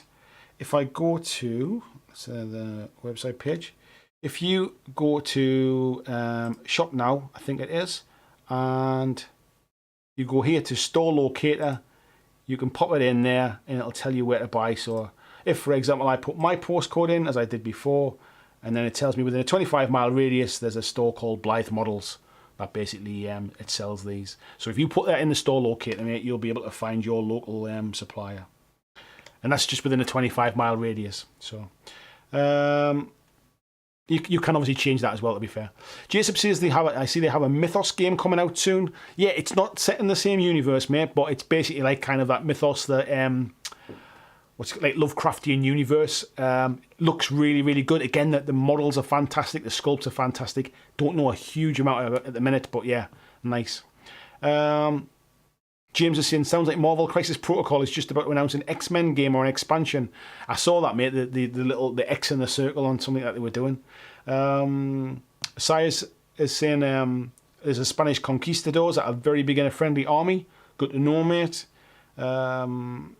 Whiskey Tango saying, Gadzooks Gaming has the Red Oaks 2 player starter. There you go, mate. You can get your hands on it. It's pretty cheap as well, I think, as well. It's definitely worth kind of dipping your toe in, mate. Jason says, idea for a mini. Mecha Sitting Bull, a little old Indian man piloting a grand bull mechanica. I've got to have a look now and see what's in the Warrior Nation, because there are some absolutely fantastic minis in the Warrior Nation stuff. I'll see if I can find a particular one that I was looking at. So some of the things are classed as like, so there's legendary Raging Bear. So you've got a model like, let me go to this one. So this is Raging Bear in his legendary form, which is pretty darn funky. And And then we've got things like Spirit Walkers, Legendary Walks Looking is an absolutely beautiful miniature. I think was it you today? I think Tony was sharing this one in our Patreon group. Absolutely beautiful sculpt. To be honest, it's hard to choose a faction because there are so many nice models. This one is what I'm looking for. Scott says, what would I need to pick up for 2 small factions to get me and my little boy started? So you can either pick up the Red Oak set. This will give you everything you need for 2 players to play. You basically, what you do is you end up splitting one of these deck of cards between the 2 of you, but it's enough to get you kind of started in playing, mate. If you don't fancy the factions that are in there, you can buy just 2 starter posses, which are like the £35 boxes. You could buy 2 of those and buy a Gubbins pack if you like. Or if you can buy one of those as a starter faction, which is the £50 box, that will get you all the Gubbins and tokens and dice and stuff as well. And that'll be enough to get you started, mate. So,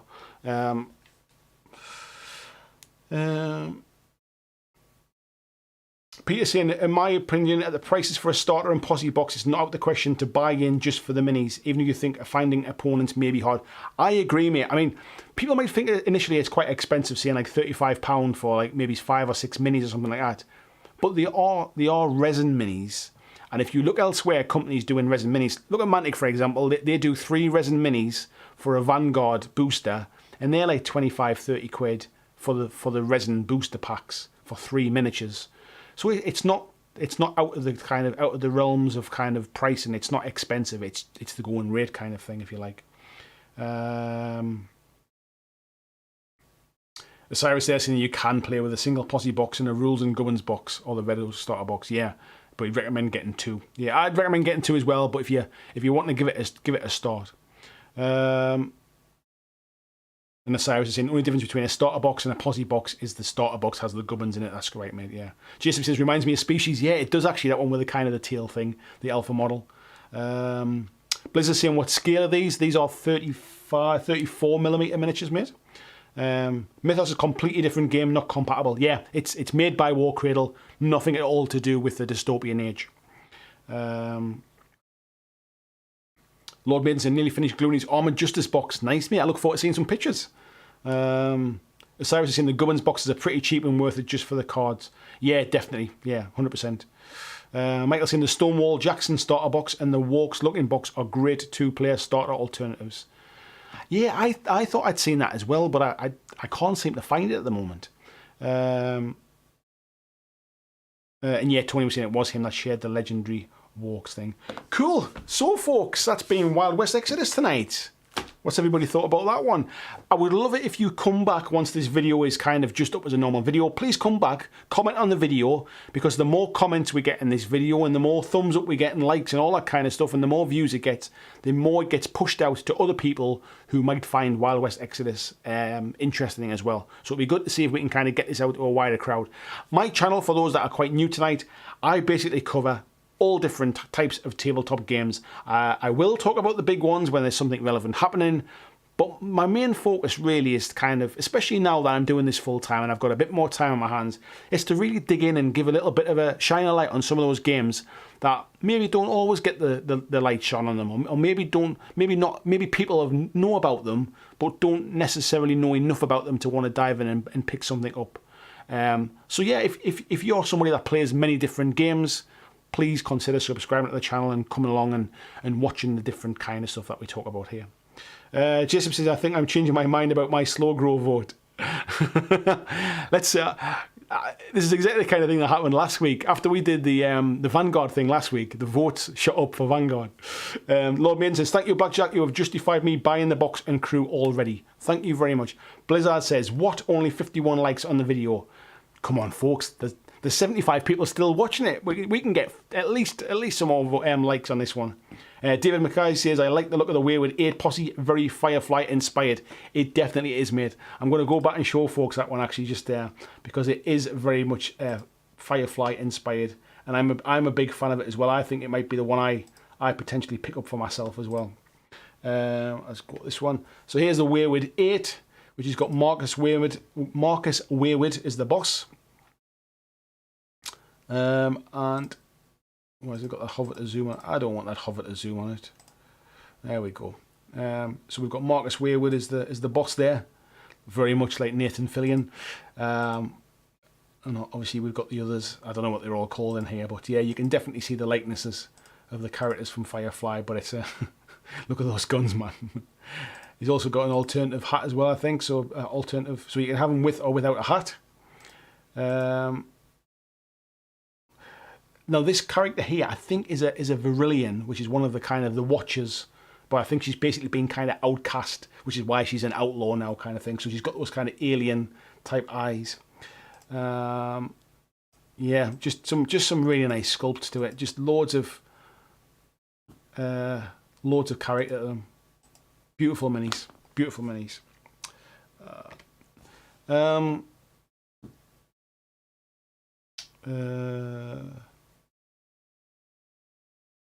Let's have a go. Stephen Mackay saying, no, I want to be able to buy it. Vijay saying, also for noobs, Andy doesn't cover pointless industry drama or whining. Yeah, there's been plenty of that this weekend, and I've kind of intentionally not made any videos about it, because you know what it is? I'm all about the positivity. There's no point wasting my time mourning about negative things. I'm all about positive. So yeah, that's what you'll get here as well. Peter saying, careful on the slow grow. I only just got my Birds and Badgers figures. I never announced a Birds and Badgers slow grow, mate. That's other people have organised that one. Jeremy says, maybe I missed this, but is there an AI solo play rules? I don't think there is, mate. There might be some fan-made ones, but it's certainly not an official thing. Cyrus says, their posse bonus is one of the strongest, allowing grit rerolls for no fortune. Nice, mate. It says, also brutal ability for guns, even if it's a somewhat restrictive posse list. And I guess that's the trade-off, mate, isn't it? James says, Andy loves a bit of drama. Only in private, behind the curtain, mate, that's different. Todd says she's a shape-shifting watcher that's gotten stuck. That's it. I knew there was something to do with that. And I think because she's kind of been outcast or something, hasn't she? And she likes being sort of human-esque. I think that was the kind of the law I was reading about. Tony saying his Wayward Age box turns up tomorrow. He's really excited. Nice one, mate. Yoakum says, good night, folks. Good topic once again, Andy. Thanks. Thank you very much, Yoakum. I appreciate you watching the football as well. So it was nice of you to come over and share your time as well. Cool. Right, we've got about 9 minutes, folks. I'll keep going till 11. I'm open for questions now, basically. I think I've talked to death. Nearly almost 2 hours solid about Wild West Exodus for now. I'm happy to kind of open up to open questions now. Anybody that has anything they want to talk about now, while I catch my breath and have a drink. Oh, let's see if we've got anybody waiting to get into the Facebook group. I might as well let them in while we're sitting here. Just approve those ones. Thank you very much. Nice one. James saying we need a new channel for the Discord for Petro Chat. Michael saying, what factions do you play? I'm just getting started in it, mate, to be fair. I've been playing with the Outlaws and the what they called again, the Lawmen from the starter box, just to get my head around the rules, really, just to kind of understand it. I've been doing a lot of reading. I think I'm going to pick up the Hex. So I think I'm going to pick up the third man, which is why I've kind of used his cards tonight, because I've obviously been reading about those ones today. And I think I'll probably pick up the that Wayward 8 as a separate faction as well, just because I think they'll be awesome to paint in as a nice little kind of nice little route in. But I can see me going quite kind of like deep and picking up all sorts of stuff for this. I also want to build I want to do it on the channel as well. So I want to build like a nice table with some nice terrain as well to get started. Peter Nicholas says, any chance of a playthrough in the near future for Wild West Exodus? 100%, mate, yeah. Like I say, I need to get a couple of factions together. I might potentially use the ones that's in the Red Oak set, because I've now got them painted up. If anybody hasn't seen them, I did that on one of my Wednesday hobby hangout videos. I just need to get some terrain and stuff, really, some bits and pieces. I'm not really blessed with kind of like Wild West terrain or anything like that. I figure it's the kind of stuff that if I pick it up, it'll double up for things like Malifaux, that type of stuff as well. Even some other kind of themed games I'm looking at the moment as well. Lord Maiden says, is there any other miniature games that you've had an eye on that you would like to do a video like this for? Malifaux is definitely one of them. I think Mythos from Warcradle is another one that I'm definitely interested in. Potentially even to go back to Infinity again, really, and just go into it a little bit more depth, because it's, when you do like a review video, you've got to kind of try and keep it succinct and to the point, but we can do a bit more ramble on these kind of like live streams and stuff. So potentially that. I'm trying to think if there's anything else that kind of screams out at me at the minute. Maybe even Star Wars Legion, to be fair. I've got the Legion Clone Wars box on its way, because I'm a big Star Wars fan. And I think that's the kind of thing that potentially, just to understand how does it all come together, how, like there's different starter boxes, there's different units, how does it work for those that essentially might have picked up some models but never really played a game of it. So James says, "Are your units battle ready yet?" My units are always battle ready, mate. Don't you worry about that. David Mackay says, "Well, there's one less now." Are we going to try and sell out the Wayward 8? Is that, you're going to take them off me now? Is that what it is? Before I get a chance to order any. Standard Tabletop there, Luke's in, just organised a face-to-face game later this week. Rumble Slam's getting back to the table. Nice one. Barry Kleiber saying Warcry scenery won't stand in for Wild West Exodus. Not unless they're playing in some kind of ruined Stormcast chamber type thing. Michael's in as well. He says, if you use the third man posse, keep in mind you can't use the Nazumbu and Carcosa types if you don't go custom posse. It happens that they contain the coolest minis, the Wendigo. Yeah, I've been looking at all this kind of stuff, mate. Yeah. Moxie and TT Combat has a lot of Wild West terrain. I've been looking at that as well, mate, to be fair as well. Todd says, great chat. Thanks for hosting and having me. Thank you, Todd. Really do appreciate you coming in and helping out tonight. Thank you very much. Scott says, night all will catch the rest tomorrow as well. Awesome sauce. Cyrus says the TT Combat stuff isn't quite the same scale, but it's close enough to use. Yeah, the TT Combat stuff, whilst it is much cheaper as well, it's not quite as detailed as well. I think the Warcradle stuff is just that little bit nicer. I'd have to compare prices, because it's definitely cheaper from TT Combat, but I don't think it's as nice, if I'm perfectly honest. Lord Main says, would you like a hand with Malifaux? I've been playing since first edition. I probably would, mate, to be fair. I've basically got the... So what I've started doing, folks, I'll show you here. I've got these folders now, and what I've been doing is I've been going online and printing off the rules for all of the different games that I'm kind of interested in. So I can... Because you know what I'm like. I can't read rules digitally. So in this folder, I've got my Wild West Exodus rules. Get over them ones. And then I've got my rules for Malifaux 3rd edition. I've got another folder over there which has got my Code 1 rules in as well. I printed off the core rules that were free for 40k. So they're in there too. And this is just a really, for me, like without going and spending money on rule books for games I might not play, these are perfect for me to kind of go through and build up a nice little kind of file where I can kind of sit around and sit and read them. It doesn't cost me a fortune. It's the price of paper and some ink. Ink's not that expensive, to be fair, especially when you're buying them from like Amazon and the multi-packs and stuff. So yeah, that's what I've started doing, and I'm kind of building up a file of like and folders of the different games to kind of give me some background reading, really. So let me know what you thought of tonight's stream as well, folks. If you come back and comment in the video, it took me quite a long time to prep tonight. You got to like understand that I've not played a lot of this game. I've been getting in and kind of learning about the background lore. I've been obviously setting up all of them different slides and stuff, and understanding the rules to be able to talk about it. So let me know if you think it was worthwhile. Let me know if in the future would you rather I kind of go to this like level of effort and stuff like that, or do you want me to just kind of sit and talk around the website and go, let's have a look here, see what this does, like I did probably for Vanguard last week. Michael says, what? No, Mythos? Mythos is in a different file, mate. I couldn't fit any more in this one. Mythos is in a different file over there, alongside a number of other games. David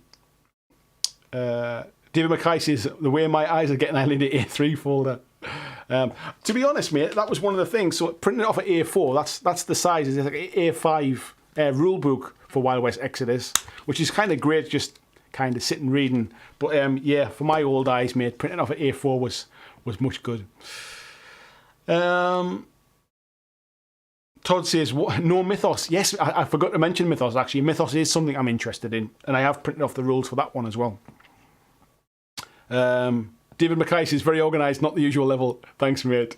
And Michael says, thanks for having us. Don't hesitate to ask for anything else from us. I think you'll certainly see me hanging around in the Dark Council group a bit more now that I'm kind of getting my toes wet and diving in a bit more. So yeah, again, I really appreciate your help tonight. And yeah, I'll certainly once I kind of get my initial kind of how to play battle report type things done and stuff, I'll be back. Asking you all, can you just come and tell me all the mistakes I made, please? Barry saying, definitely like the detail, thank you. VG says, I enjoyed the format of the stream, if this is how you're planning on doing future games as well. Yeah, I think, no, and VG says, apologies for jumping the gun and asking about rules mechanics before I got them. Don't worry about that, mate, honestly. Like, essentially what I did was, I've literally gone through and I've wrote down all the different things that I wanted to talk about. I've wrote down a format of everything I wanted to go through in the right order. All this kind of stuff. I've got my rules books here. I've got all my bits of stuff kind of around the table. I just find it takes a long time. It's probably took me a day's worth today of prepping all the slides and writing notes and stuff, plus a number of days of kind of learning the rules and like reading about the law and the background and stuff. So it's not a quick thing. It might look like I'm kind of, I'm just riffing, if you like, but it takes a lot of preparation. I don't think folks necessarily see that, but I enjoy it. Like, do you know what I mean? I enjoy doing it. So Paul says, even though I'm not really interested in Wild West Exodus, I think it was a good stream. I think if you're going to do a live stream, it's worth having done some research and having stuff to present. Yeah, I think so too, mate. I do. And Peter says, thanks for the extra effort. Yeah, cheers, buddy. Claudio says, interesting and really well done Monday night. Today, I'm not searching for a new game, still very informative and fun to watch. And that's the kind of thing, this channel will always talk about lots of different games, and not every game is going to be for every person. But hopefully, it's at least kind of entertaining enough to, like, even just to kind of show it to you and you just kind of sit back and listen while you're painting or whatever. Hear a bit more about a game that you might not have been interested in, or a game that you were interested in, to find out, oh, actually, it's not really what I thought it was. So yeah, well, I intend to kind of cover more games like this. And if there's any that you particularly want me to talk about, feel free to put them down in the comments too. Vijay said, I enjoyed the custom screen overlay too, as I'm a graphics nerd. Yeah, I'm trying to find the best way to present it, really. So hopefully that went okay. Right, folks, it is now just after 11, so thank you very much. Please, if you do want to consider supporting the channel and keeping it going into the future, please check out the Patreon. There'll be a link down in the description of the video. For the rest of you, thank you very much for watching. I really appreciate it. I will see you on Wednesday in the next Hobby Hangout. And for those that are coming back next Monday, I'll see you in next Monday's live stream. Thanks very much, folks. Thanks for watching my video. I hope that you really enjoyed it. And if you did, why not consider clicking on the suggested video below to see more of the work that I've done. If you'd like to support the long-term sustainability of this channel, why not consider checking out my Patreon, where you can pledge and support from as little as $2 a month. And there is lots of different tiers and bonuses, which will give you access to a private Discord server. It will give you free t-shirts, free mugs, a podcast every month, and a number of other things, including getting your name at the end of every video, like these awesome folks who already support me now.